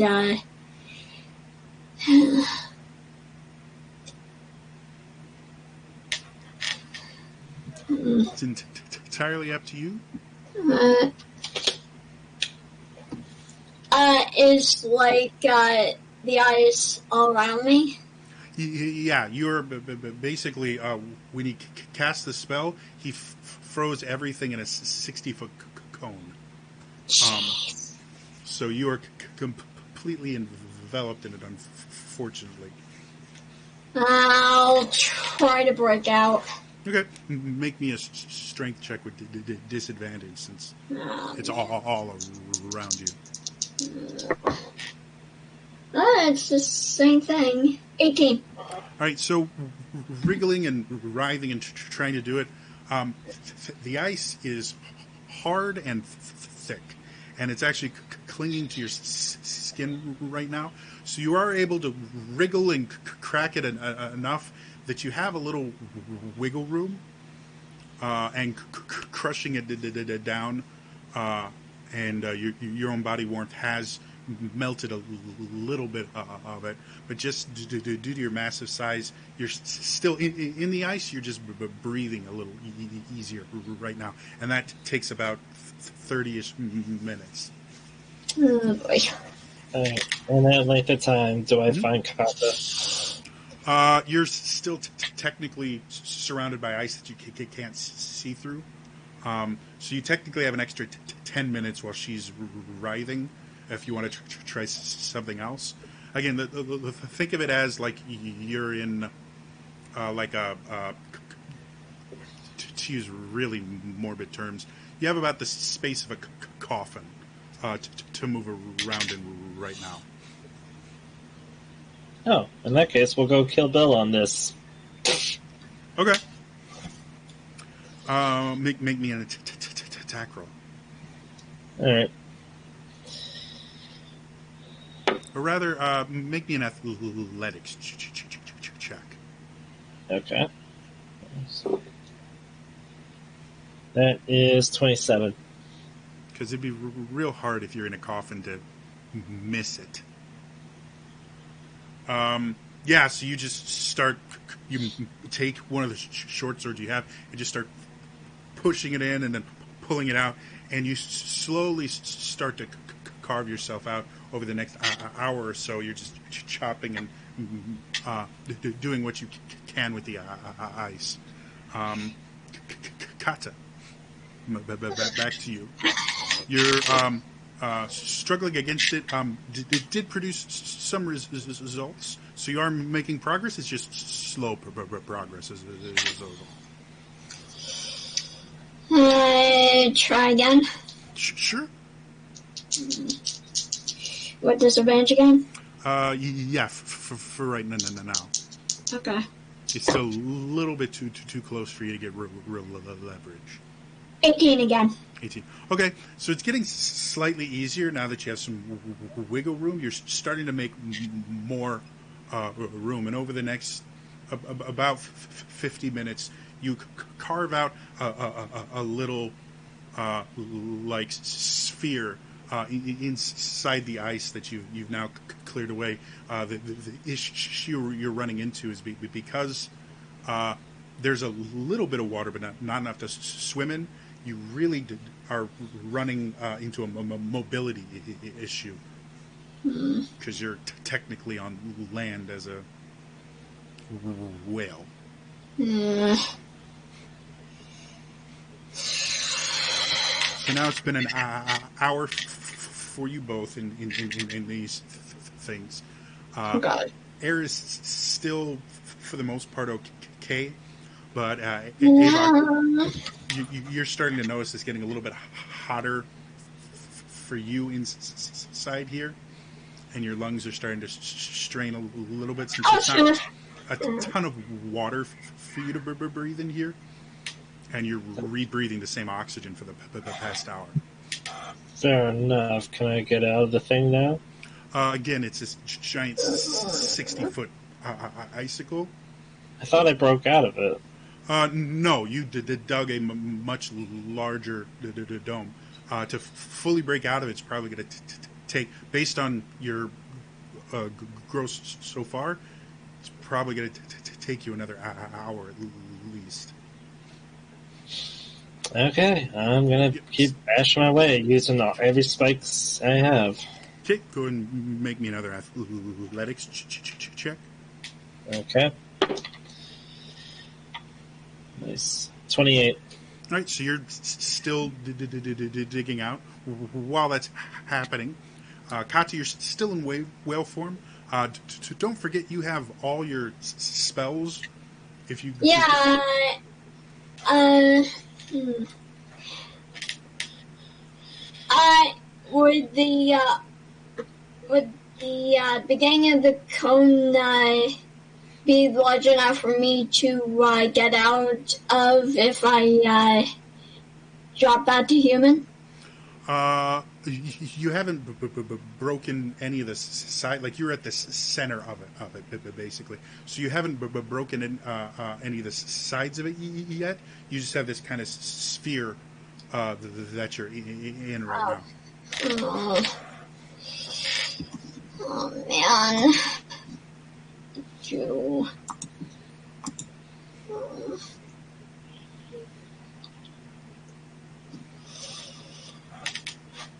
You know what? I'm going to drop. No. Let me check what I approach because I don't want to make it even easier for me to die.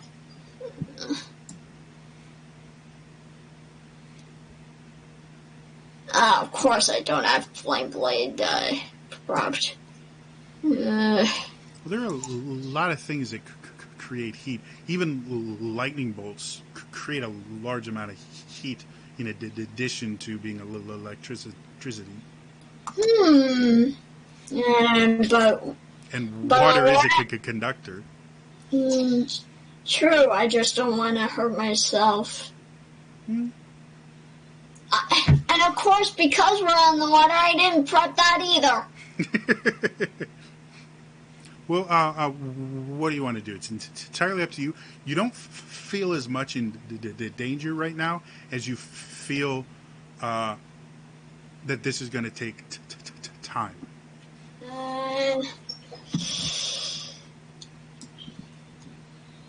You know what? This is.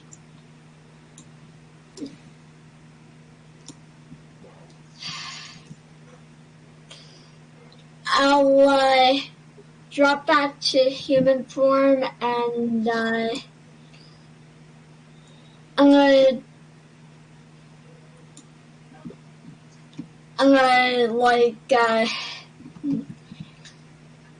is it possible for me to safely use Firestorm on this casing without hurting myself? Yeah. Okay, I'll do that. Okay. So you sit there and you conjure all these flames, and the iceberg itself that you're currently stuck in completely submits to the firestorm. And very quickly you melt everything and kind of plop back into the water with little chunks of ice very quickly melting away. And to the south, you see about 100 feet away another very large iceberg there that's kind of tilting a little bit and vibrating. Oh, hang on, A-Block.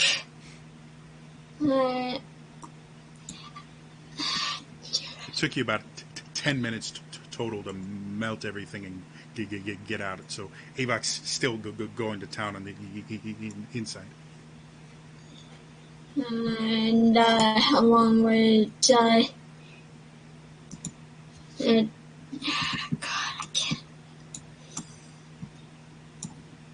I can't shit the gang, could I? You have one more wild shape, I Yeah, you think. still got I do. one more wild shape if you want. Yeah, I'll transform into a whale again and dash right to Avok. Okay. Do you want to ram into it, or what do you want to do with the ice? I try to bite at least some chips off of it. Okay. Make me an athletics check. using the Okay. whale's stir to drink. Yeah. Really? This is how you're gonna play, guys? These things are all going in dice jail. 9. Okay, but between the two of you, it takes about 45 minutes to finally get Avok out. Avok, eventually, as you're sitting there kind of carving into it, the whole room that you're in kind of lurches as you feel this massive impact, and you realize it's Kata, and you just start kind of carving towards where she's chipping away from it, and eventually you're able to get out, kind of covered in sweat, and the fresh air definitely feels a lot better.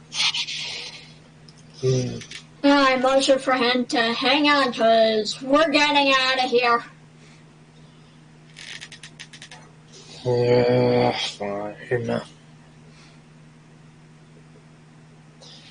Yeah, I just look down towards the ocean like, I'm coming back for you bitches later. Okay. So you guys make it back in. As you get out, you see your gnomish friend coming over. Where did you go? I lost track of you, and the next thing I knew, you were gone. I searched for about 30 minutes.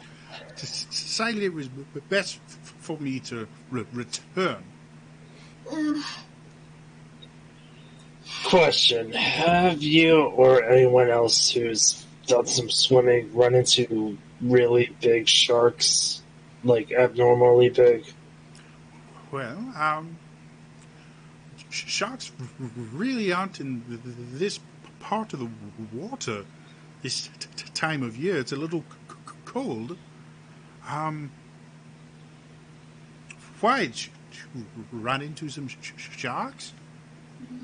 Well, ran into something that was taking the shape of a shark and decided to freeze me and Kata here in blocks of ice. Really?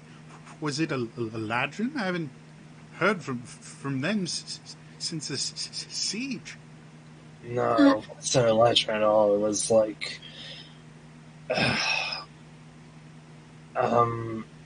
the one I saw, like, they were small, and I just described what I see. And he sits there. Yeah, I'm not in agreement that Gata saw the same thing. Mm-hmm. As you both kind of describe it, because that's very strange. It's not a creature I'm familiar with, though with the fact that the plains are now open again, perhaps something came through. Though why it would target you, and so ineffectively. I mean, all it did really was waste your time. Tell me about it. I don't know, maybe we're encroaching on something. Yes, but if it was trying to attack you or kill you or even keep you away from something, why wouldn't it have moved you or done something when you were frozen? You were quite helpless. No, it would seem to me the entire purpose was simply to waste your time. I don't really see another advantage of encasing you in ice when you could. It was obvious you could breathe water. Maybe they were trolling us. I don't know.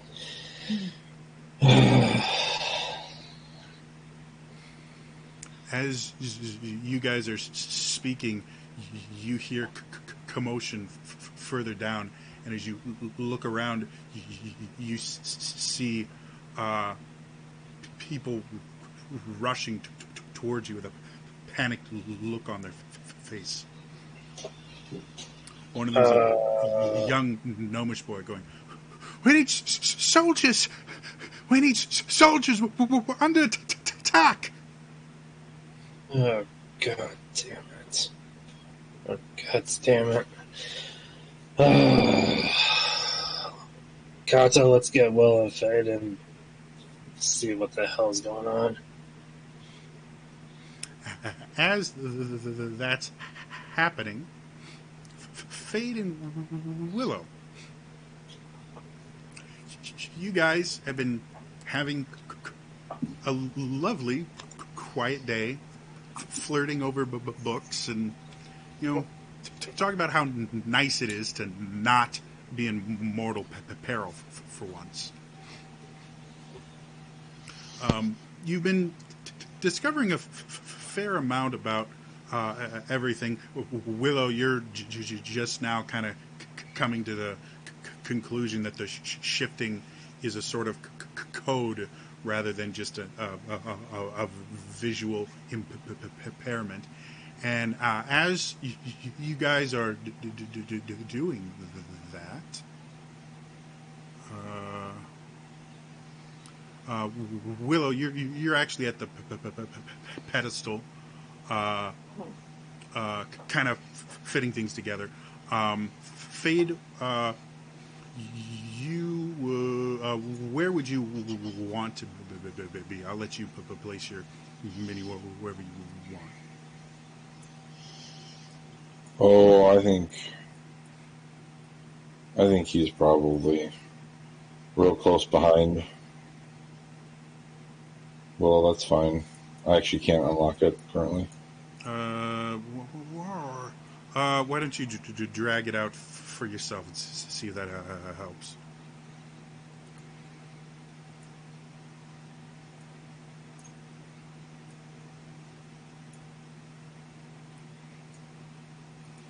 You should be able to go to the journal page and then just click and hold on the name of your character.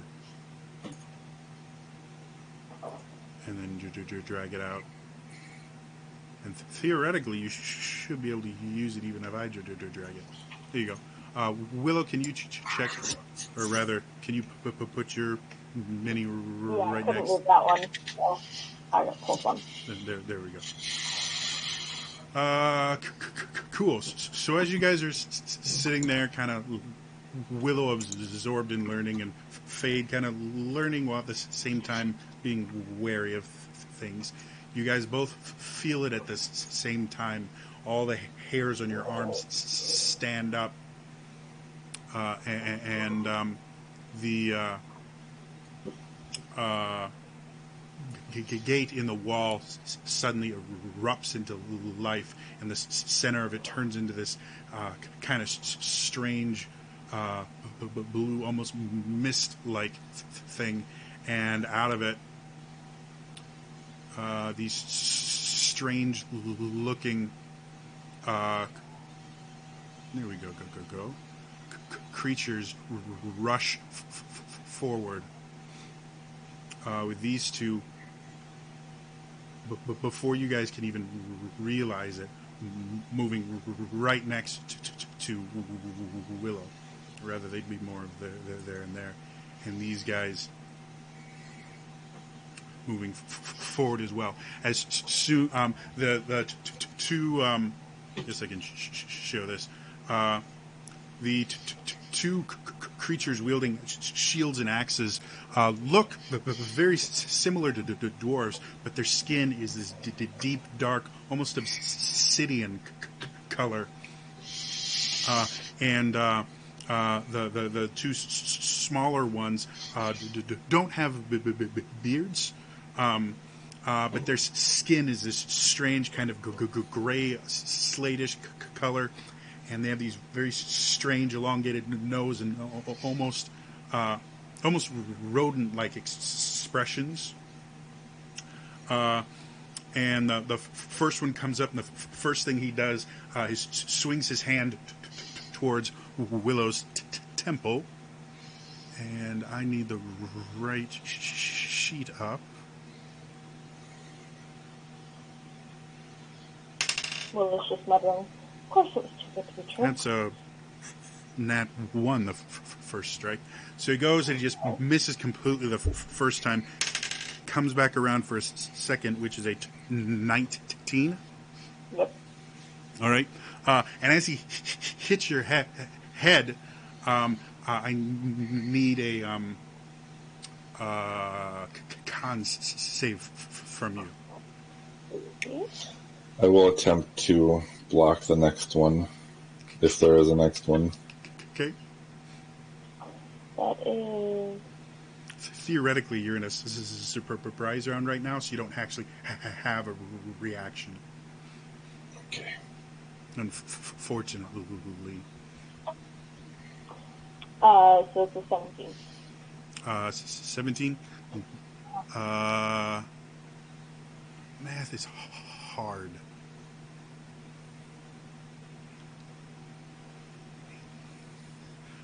Just enough. Your lights start going out, but you kind of blink them back as your entire body just feels wrong, and the creature, looking to be kind of annoyed at this point, just leaps up and gives a flying elbow right to the crown of your head. It's another fucking 1. This isn't working the way I wanted it to do. So the other one's going to try and kick you in the solar plexus and actually get it. I cannot believe that's happening. That is I've rolled 3 nat 1s in 4 rolls. Okay, that's a 22.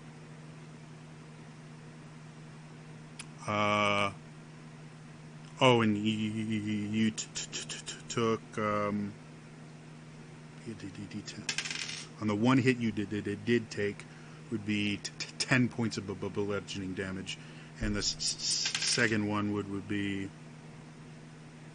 6 points, and another con save, please. This went so differently in my head. Of course, it didn't have 3 nat 1s. I lost everyone, didn't I? Hold, please. See, you guys can see this because my internet or my recording is working. Gonna refresh.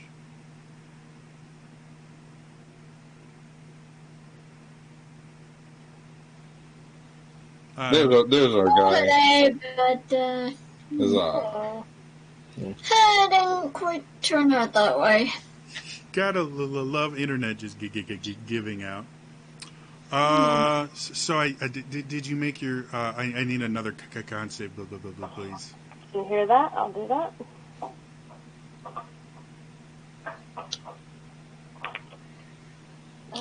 Try that again. That is another 17. He's gonna clock you one more time, but this really puts a cramp. It's an 11. That does not hit amazingly. So these guys move in and now roll for an initiative. All right. I cannot believe I rolled 3 nat 1s. Oh wait, that should mean 3. I should have one more attack. I'm so sorry.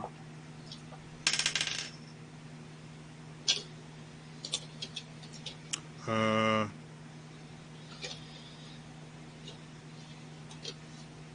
18. Yep, that is. Okay.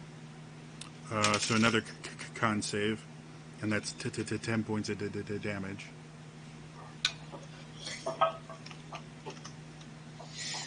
That was 16. 16. Okay, that's enough. Your lights just go out. Wait, a 16 did not save, but 17 did. Yes, 17 saves, 16 did not. So I'm blind or I'm out? You're stunned. I'm stunned. Yes. Okay. I just, for, you know, Used all their key points. yeah. What would have been a lot easier if I hadn't rolled all those freaking ones. Yeah, so you're technically stunned right now. RNG, give us RNG, take us away. And then I need an initiative.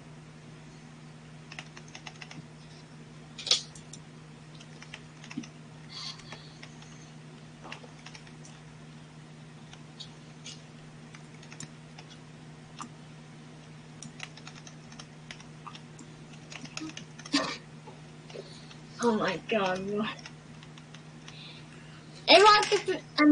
Fade apparently got the brunt of the luck today. Quick Yeah, question. 23 for Fade's initiative. Okay. So, quick question. I have this +2 cloak from Ben, our wonderful artificer. Does that work like a normal cloak of protection? Believe it increases your AC. But not the regular cloak of protection, which also bumps your saves. Good question.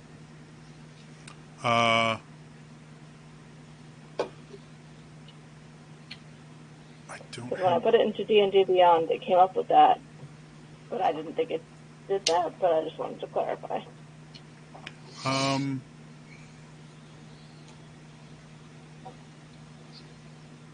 Let's treat it as a just standard cloak of protection plus 2. In that case, then I just did a 17 on that last save, not a 16. Okay. So you're not So currently sorry. stunned. Not stunned. What's your initiative? 6. So it's all good. On Fade, it was 23. Affirmative. Cool. You were up first. So total, you see these two dudes with axes right next to you. The two punchy dudes are right behind him, and then there's one dude standing right next to the gate with a staff at his hand, and he again has a dark obsidian skin. Did it seem like they came through the gate or appeared at the gate? Okay. I would be interested in casting a spell that would require all 4 of the ones around me to give me some saving throws. Cool. I'm in the form of rolling like a fiend. Charisma. Charisma. They're very charismatic. I need my monsters. Let's start with punchy dudes. This is really... My high was a 10. Get the... Wow, they actually all have the decent charisma scores. Just 7 to 10. And a 20 for the two fighters in front of you. And then he has no charisma. The 12, or no, he doesn't because he's not near enough. So 2 punchy dudes fail. The two fighters succeed. My DC is an 18 currently. Oh. One of them succeeds because I'm he got interested a 20. I'm interested in banishing them with a 7th level spell slot. Oh, with that, it's countered. I counter the counter. Shit. I love it. What level is yours? Is a counter you get casting? Wait, you know what? No, I don't counter it. I absorb it into my new rune. Nice. Technically, this is a spell isn't targeting you; it's targeting your spell. I believe. Okay, then a third level counter spell. And I need you to roll for it because he's casting it at a much higher level. Sure. Because he recognizes what you're doing. I will do a plus. What is my spell casting right now? +5. Do you add proficiency to that, or just the wisdom for the spell? I don't have a counter spell in front of me. My book is behind me. Tell Un momento. Thank you. Oh, here's the normal roll. We'll see what that means when An we 18 would counter up to a level 8 spell. Okay, so that's without This is proficiency. not. All right. So you are able to effectively counter the counter. All right. Hey, just like the last episode of Pokemon. Countering the counter spell. And then I see Willow being stunned, but still breathing, I would hope. I mean, obviously. She wasn't stunned, actually, because I did the damn cloak. Oh, gotcha. So Okay. they just punched her a lot. Okay. But- Fate is currently done. You would definitely recognize this. Strikes were meant to disorient, not to do major damage. You know what? He is not done. He calls it the fighter. I just killed those 3 with a single word. I suggest you tell your boss to chill out, or you're next. And he responds, you banished them, you liar, and they'll be back soon. Okay. Yeah, I think these guys are too smart. The fighter with the stick. But, yep. Well, he has an axe, but... Fate is done. Next up is the dude that's pissed off that you get countered his counter. How's he gonna do this? He waves his hand, and a rain of tiny bolts of light just shoot towards you. Whoa. 3, 4, 5, 6, 7. So I'm just gonna. Do I recognize what that is? It's magic missile. Just cast at a high level. All that fade, I'm assuming. Yes. So you take a grand total of 21 damage, but I need 7 concentration checks. As the spellcaster targets a spell against me, I will make a spell attack roll against his spell save DC. Go for it. 21. That fails. He has a spell save DC of 700. You got it. All right, then I will make 10 con saves. I will just say I fail one. Yeah, so these missiles start flying at you, and you're using the rune, I'm assuming? Yep, just filling it up. So as they come towards you, you extend your gauntlet and just focus on it, and you watch as the bolts instantly get drawn towards it as you raise it up, and the rune blazes a bright white. Can I know the number of spell levels to mark that down? 5. Okay, thank you. Unless I did the math wrong. I don't think I did. Level +2, whatever. Looks right. Okay, so that was my reaction. So now they can do whatever they want.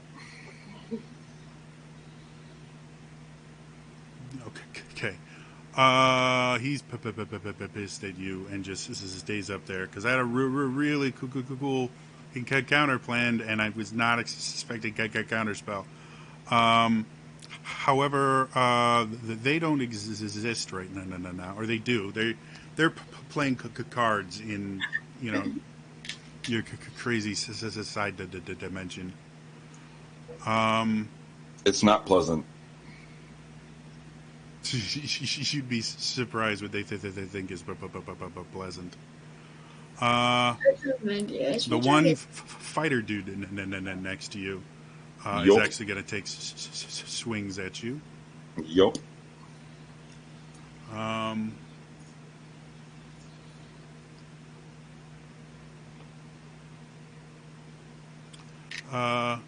And he's going to start by smacking you with his shield. Uh-oh. Does a 24 hit. Oh, indeed it does.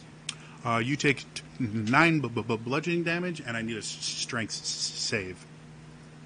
Well, I'll give you a strength and then a con right after. How about that? Yeah.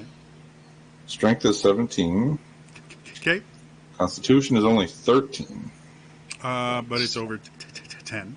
You're right. So he bashes you with his shield, and you start to falter back, but you get up. As you get up, he throws the shield at you again. Uh-oh. And that's even higher. So 9 bludgeoning damage, another strength and con save. Strength is only 8 that time. You are knocked flat on your ass. But I will crit the concentration because I don't want them hurting my girl. Not bad at all. And then as you fall down, he brings his dam down. Or try this one more time. Axe down on you. Got it. With advantage because you're prone. Nice. And that's 24. Yes. For 11 piercing. Well, I'm already down, right? Well, you're on your back. Yeah, okay. Do I need a strength save? No, that's only for the shield bash. All right, my bad. So 11 more from that one. And then another con save. Yep. 17. I'm going to start rolling and roll 20. It does better than my dice. That's the end of his turn. Willow, what do you want to do? So the guy. Get out of there.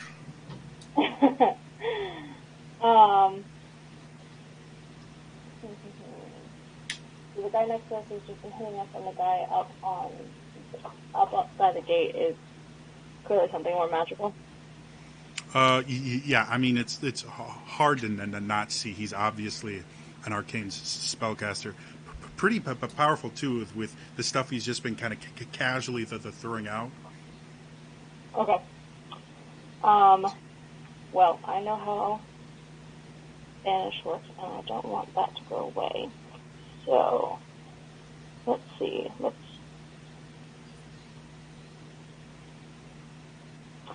I am instead just going to look at the guy next to us. So you've ruined a perfectly lovely day. Go the fuck away and cast Thunderwave at him against our wall at let's do 4th level. Okay. So that's a con save? Con save. That's so funny. We got a 19 on the die. That brings it to 25. Yeah, well, that's safe, but you're still going to take half. Alright, so... Need another monitor.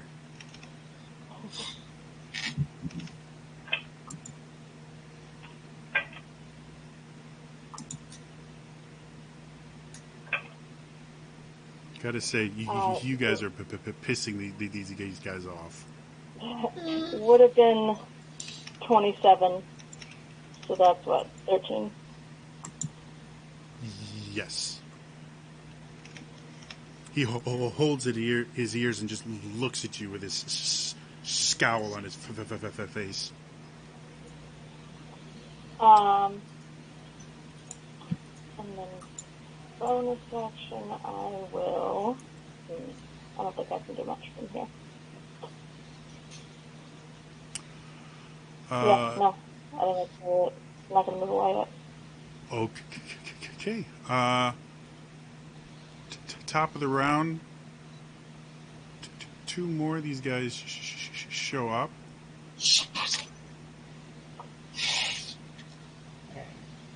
Cool. But it's not their turn yet. It is Fade's. Okay. I look at Willow and say, "Can you get out of here?" Yeah? Go get help. I will meld into stone into the pedestal. Cool. Uh-oh. Technically, the pedestal you can't because it's not pure stone. You can do the floor, the walls, just not the pedestal. I guess I just try to switch places with Willow so that I'm behind the pedestal and kneel down for cover, so maybe this person doesn't see me. To see if I teleport it out is kind of what I'm trying to trick them into thinking. Obviously, the guard next to me will, but maybe it'll give Willow a round to get the fuck out. Okay, are you still? I mean, you can technically meld into the stone beneath her, or I mean, I want to try to get actually move bodies with her, just kind of shove her back so I can slide and kneel behind the pedestal. I want to trick the portal guy to think that I'm teleporting. Well, the pedestal is only a couple feet high, and it's not very big. So, I mean, yeah, you can do that. He doesn't look like the type that's going to be tricked by that.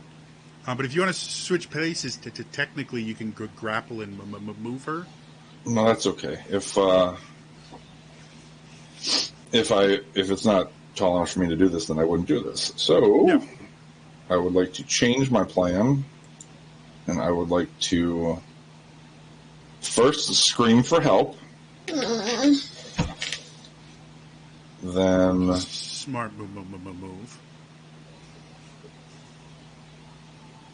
Oh man, I don't know if that's even doable. So they're gone, but there's three more now plus the guy. So Fade would get a little bit scared, and then he would see if this is concentration. Fuck. What do you want to do? He casts anti-life shell. So that stops. It stops banishment. And same plan. I get in front of Willow, so I kind of forcefully move her back. I'm more asking, what does anti-life shell do? It basically gives me a 10-foot bubble where it pushes out affected creatures, which would be creatures other than undead or constructs. So if these guys are undead or constructs, then it's fine. Oh, they're not undead. They're all right, and they're not constructs. And basically, I just make a bubble around me, which will push Willow back further and push them away. So they just only 10.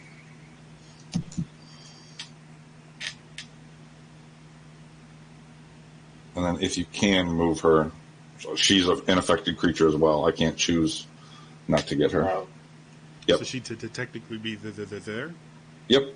And I'll maintain the same phrase that said, "Get out of here, get help." Okay. And that will end Fade's turn. With that. 5, 10, 15, 20. Yeah, they're going to run around. Oh, God. There. What have I done? It's not their turns. Sorry. Or were they? Was it there? They were. Yep. Thank you. It's not their turn. It's his turn. So people can't go through it, But they could still, like, if they had missile weapons, they could still shoot you and stuff? Correct. Okay. It's only a physical barrier. Wow, you're making this confused. You're playing really well, my man. I just want to say that. Like, I may look upset because I had a cool idea for this. But you're playing really well, dude. Gotta protect my girl. We were having a day. We're trying to kill her. Not gonna happen. And I intentionally trying to make up for my mistake.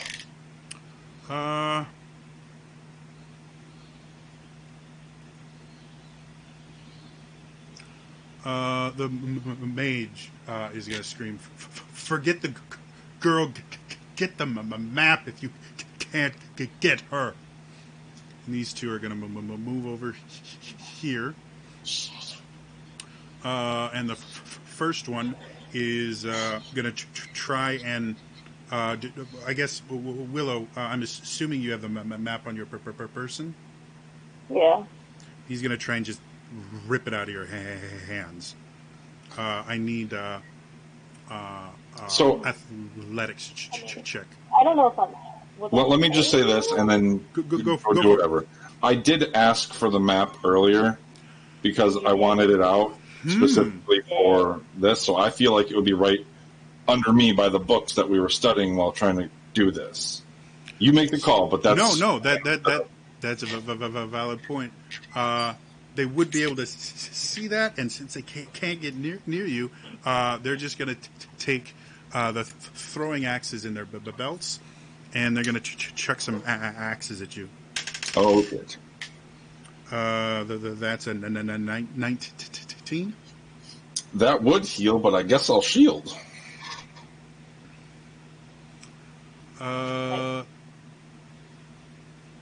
Yeah, they're realizing this is kind of pointless. So the first guy that throws it, as the shield goes up, he just gets frustrated. This guy's just going to walk over, and you can choose dexterity acrobatics or an athletics check. He's going to try and grapple you. Yes, Will. So sorry. I rolled a 3 on the dice, so that's like the one number that a gnome can get away from. I have a +0 on. He's gonna try to grapple you again with his second attack. Or he has the 3 actually. I doubt it's gonna be better. Well, Cool. I just rolled a 1, so yeah. All right, he's got you grappled. Yeah, just say it. Which doesn't mean a ton, to be blunt. And he used half his movement, so he's just going to start slowly dragging you, but he can only drag you a square. So he's half his movement to get there. It's monkey time. He's going to run over and try to stun you again. Does math is hard. 17 hit. Con save again. Is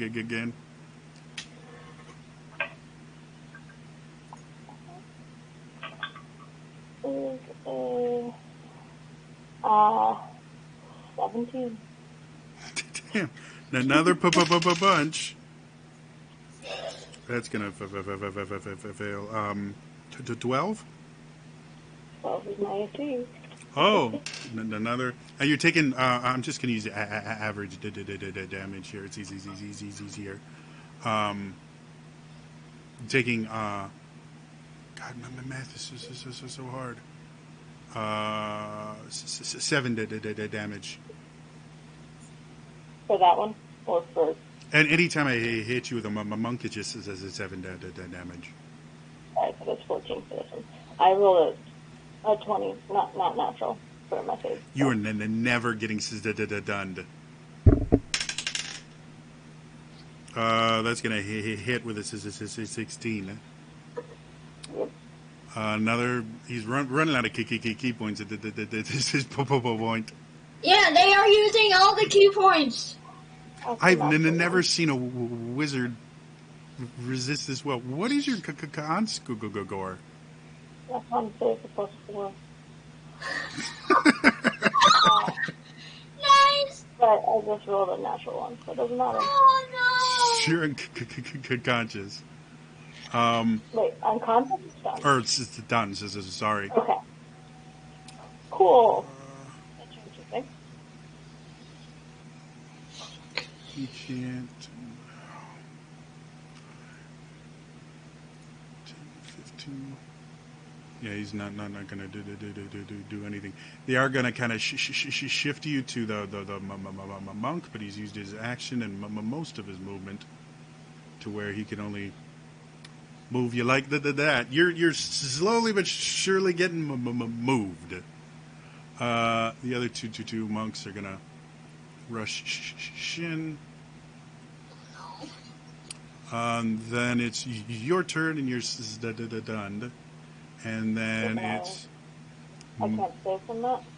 No, you're just stunned until the end of their next turn. Fucking monks. Yeah, it's their one cool ability. That won't do anything, and he can't do that.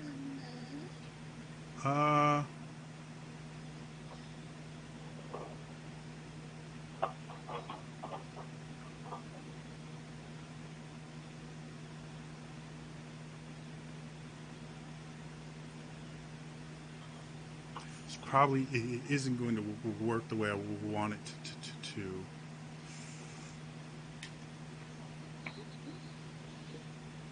He could have freaking counterspelled you, because that's smart.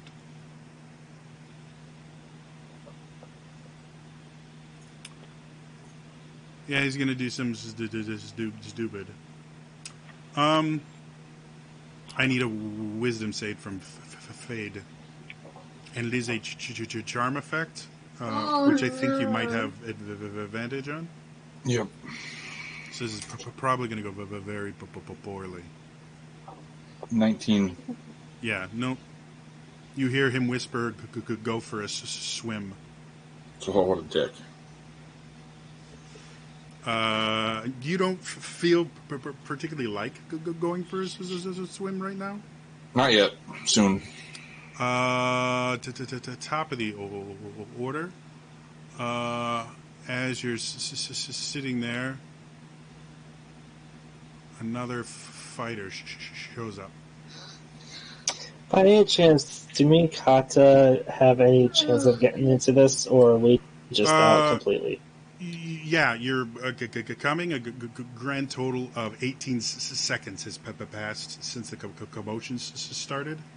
So you guys are, by the time the fighting actually started, you guys are about 2 rounds away. Okay. So if you want to roll initiative. Okay. Yep.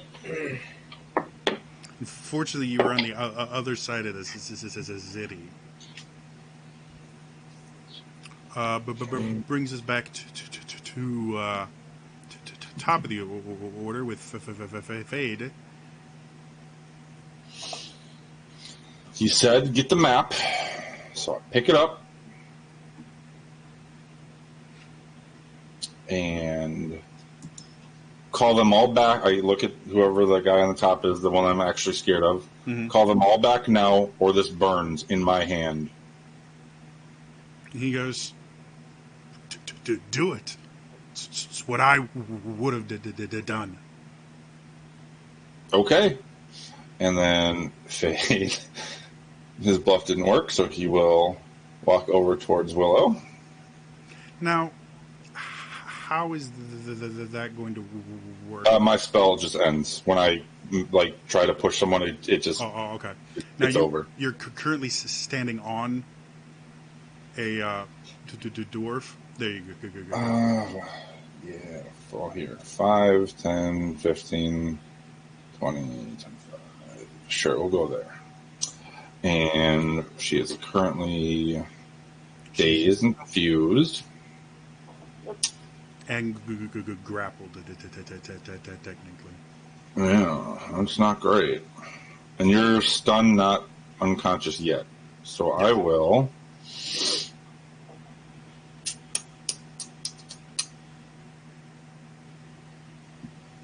Shit, do I have another spell slot for it? Yeah. I will. Fuck, I hate to do it, but okay, I will.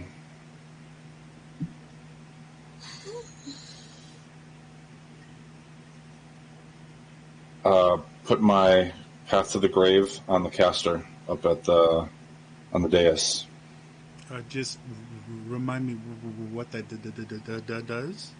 It gives him vulnerability to the next attack. Ooh, that's bad.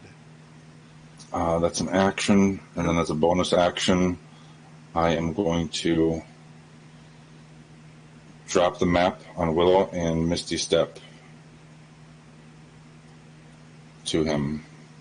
So I have two more, so 1, 2, 5, 10, 15, 20, 25, 30. It's a Misty Step, isn't it? Yeah. So Misty Step, you just appear within, I think, 30 feet.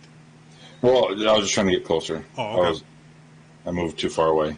But I deposited the map at Willow, then came back, and I'm charging him. Okay. That's it. Fade's done. Stu's going to move up here and hold his action until this guy goes. 5, 10, 15, 20, 25, 30, 35, 40, 45. Can't quite get where he wants, but he's pretty damn close. So anyway, oh, he can. Yeah, he has one key point left. So he dashes to get to here with Willow, and then Step of the Winds through.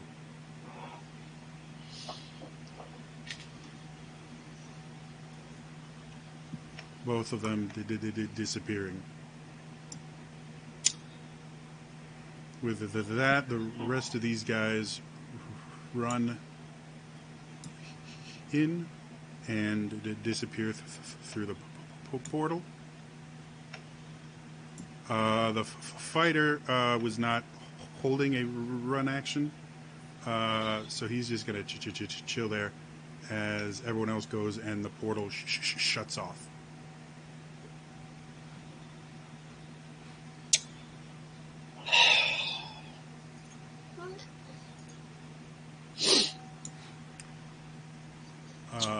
Avok and Kata, you guys arrive shortly after that. But before they arrive, though, Fade, the very strange dwarf in front of you drops his axe to the ground, tries to kind of push you a little bit. So go ahead and make an athletics contest with me.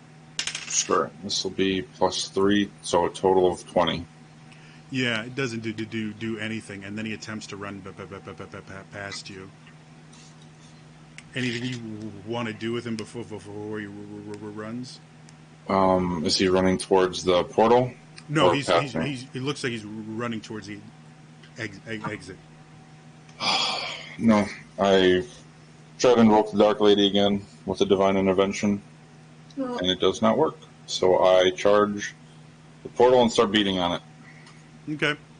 Avok and Kata, as you get here, you run into this dwarf. He's in full armor. He's got a shield and throwing axe on his belt, but nothing in his main hand. And he seems shocked when you two just appear there.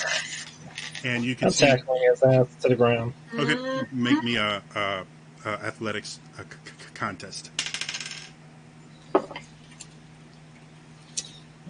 28. Yeah, he's on the ground. He's like pounding on your back and trying to hit you with the shield, but you hit him so hard and drove him into the ground so hard that it's more just like flailing and petting than actual hitting. Mm-hmm. And Kakata, you can see Avok just piled to draw over this guy, and you can see Fade just pounding on the gate. I look around. Where's Willow? Oh, inconsolable. I don't hear you. I'm screaming, claws out. No, I'm saying this out of character.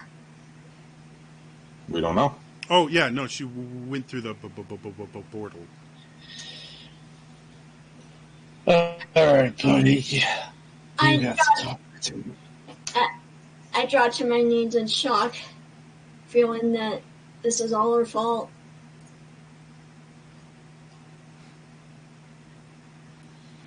As things die down, and the dwarf is kind of just given up at this point, because it's obvious he's not winning a strength contest with you, Avok. He just kind of lays there tight-lipped.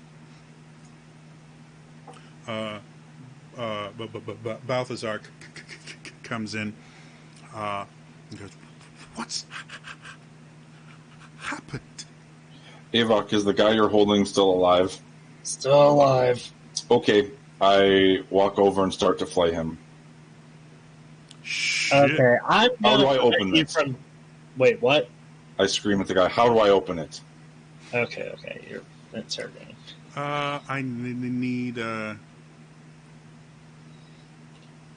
make me a strength intimidation check. That's charisma. It That's normally is, since he's flaying him. I want it to be a strength intimidation. Okay. Total of a 13. Total of a 13. He, as you start cutting into him and screaming at him, you can see pain only in his eyes. The rest of his face is stone. All right, Avok's gonna rage up and have his spikes come out and just inch close. As his arms closer, the spikes are slowly coming out towards his throat. I suggest you fucking talk, or I'm piercing your goddamn trachea. You might know what trachea is. I'm piercing your fucking neck. Make me a charisma intimidation. You know what it is. Mm-hmm. Soft 20. Actually, I have to roll against this one. Of course, it's me rolling. Give me a second. I gotta bring up this that block. Yeah, no, not enough. He sits there as Fade is slowly cutting into him and peeling layers of flesh off. And the thing is getting right to his throat, and he's still not talking. So it keeps going a little further, and it starts to press against the skin. And you hear his voice starting to rasp a little bit, or his breath starting to rasp a little bit as it closes his windpipe. You see a single drop of blood go down.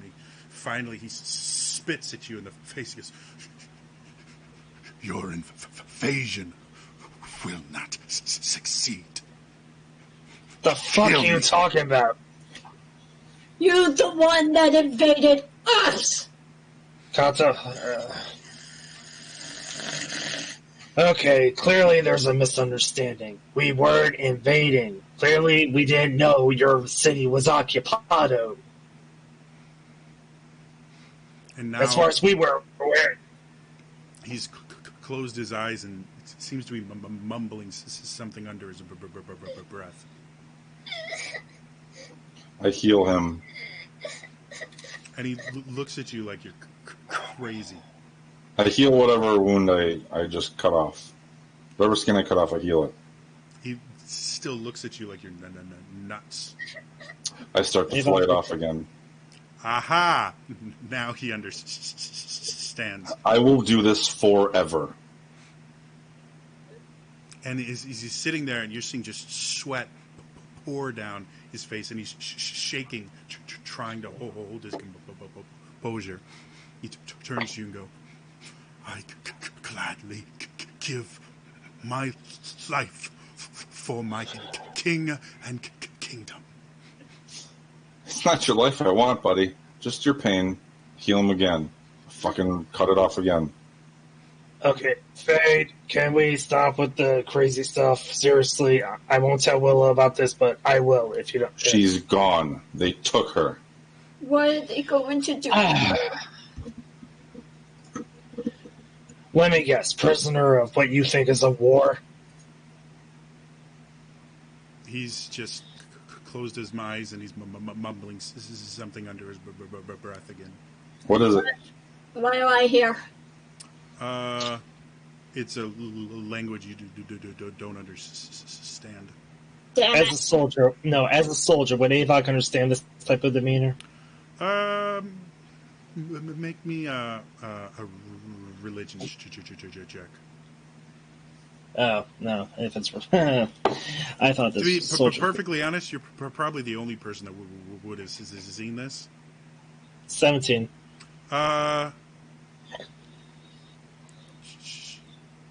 Even among the slaves you fought with, there were some that took religion a little more seriously, and there were even a few that kind of considered themselves patriots. Yeah, they were slaves, but they felt that fighting for the Eladrin was fighting for their people, and this looks remarkably similar to someone like reciting a prayer or something. You'd seen other people do it when they knew that they weren't coming home. It was a way to kind of focus themselves. Okay, holy dude. You're not gonna die today. Maybe someday, but you can say the prayers. I'm sure you'll make it to where you want to go when you die. But here's the thing. We weren't invading. Simple as that.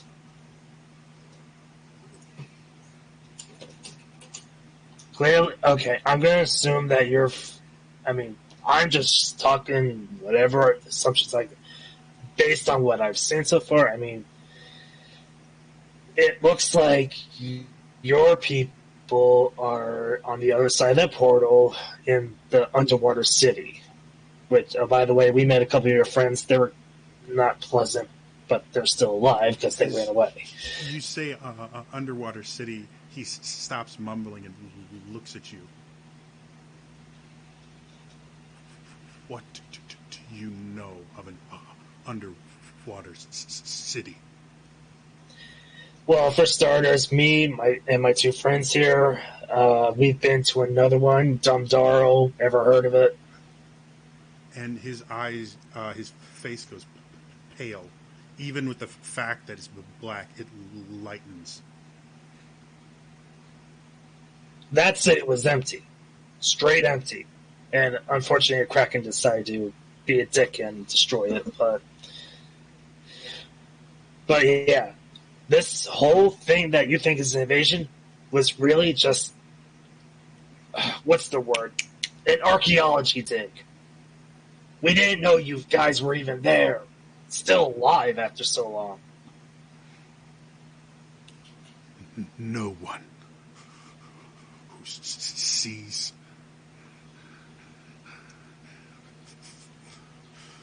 the unending madness survives. You lie. Unending madness. Care to elaborate on that? Because I'm not even sure what the fuck you mean by that. Can I stop casting and turn and look at him and say something? Sure. I pull out my holy symbol, which is half my shield holy symbol, and I make it pulse with the energy of Dumdaro's shields. And we were there. We learned the secrets.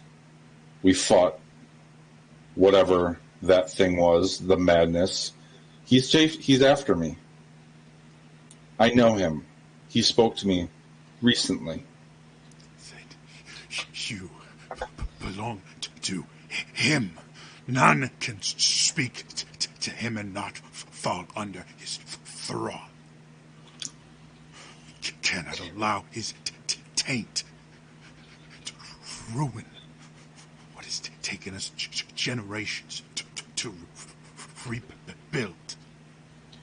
In tears, I just silently hold up the pendant I got from there. And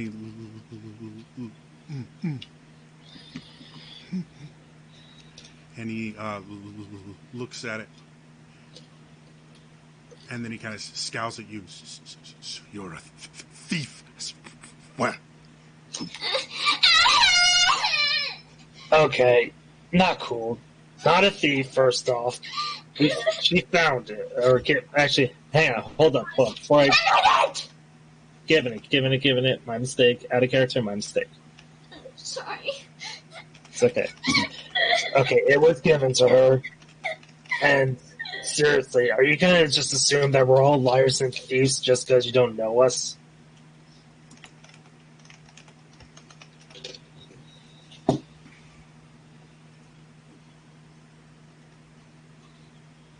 Oh, what can I do to fuck with this guy?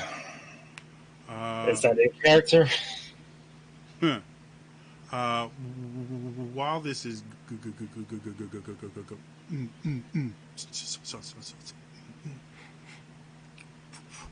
while this is going on, Willow.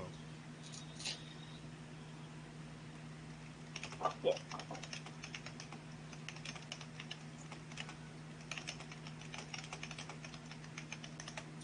I think Avok is the only one that sees what Fade is just. He has nothing. He just kind of sits on the floor. He's got no idea what to do. Stops talking. Willow, when you finally kind of regain control of your senses, the first thing you notice is this strong wind that kind of bites at your cheeks.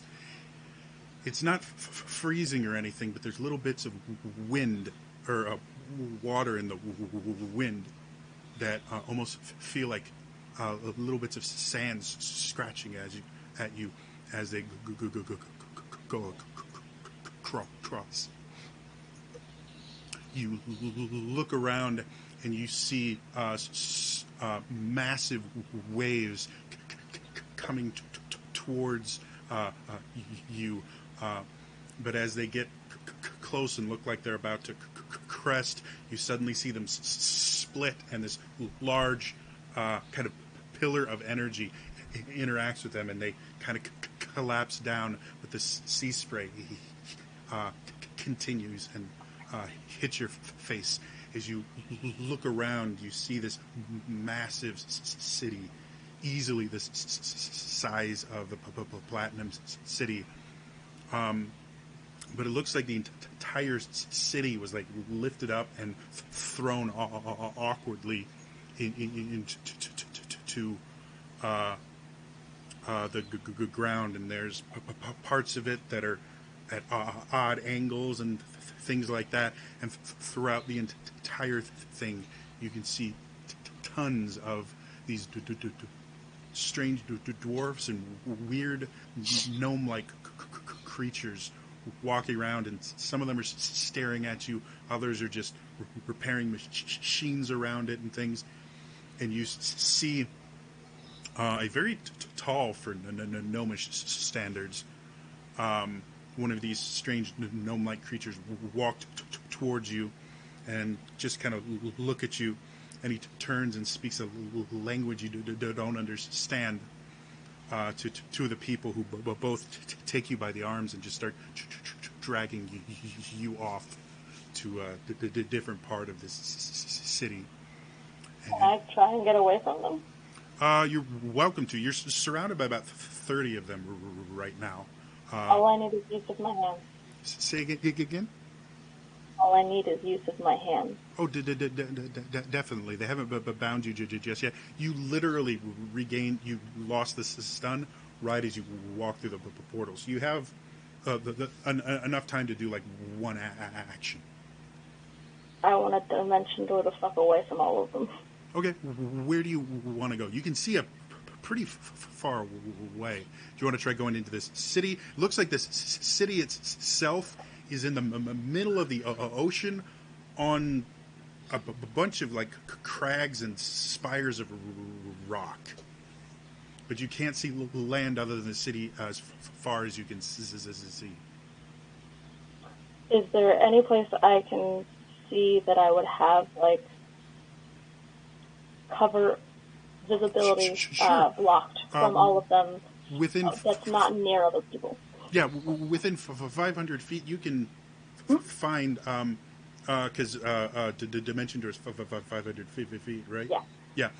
Just make me a perception check. Okay.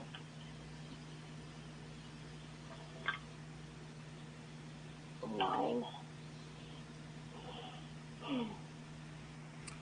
You kind of search around, and right as you feel the hands starting to grip your arms, and I believe the dimension door is actually only verbal.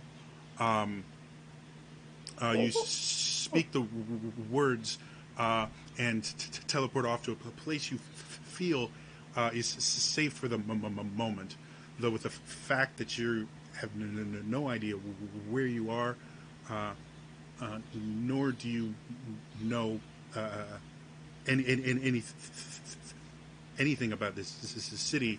You're not sure how long you can stay hidden, but for the time being, you hear some screaming because you teleported almost to the limit you could. You hear some screaming behind you, and as you kind of peek up, you do see them start spreading out. But and I immediately start to try and cast Dimension. If I have enough time to hide. How long does it take? I believe it's a minute, but I'm checking. Oh yeah, even if it's 10 minutes, you got 10 minutes. As long as it's not more than that. Yeah, you're able to do that, and as you go in, the doors close behind you. Invisible. The only thing you can really think is that while you're safe now, just outside those doors is a completely different world than what you're used to. Right. Because you haven't actually been to a Dwarven city before.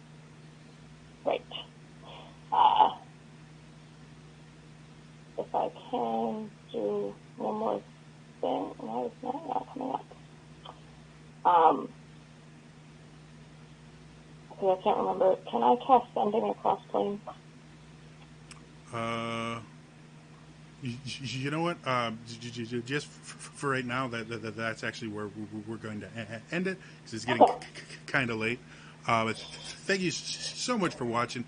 And if you missed any of the episode, it is on my YouTube channel, youtube.com/trainer.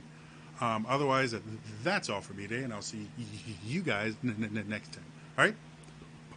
Bye-bye.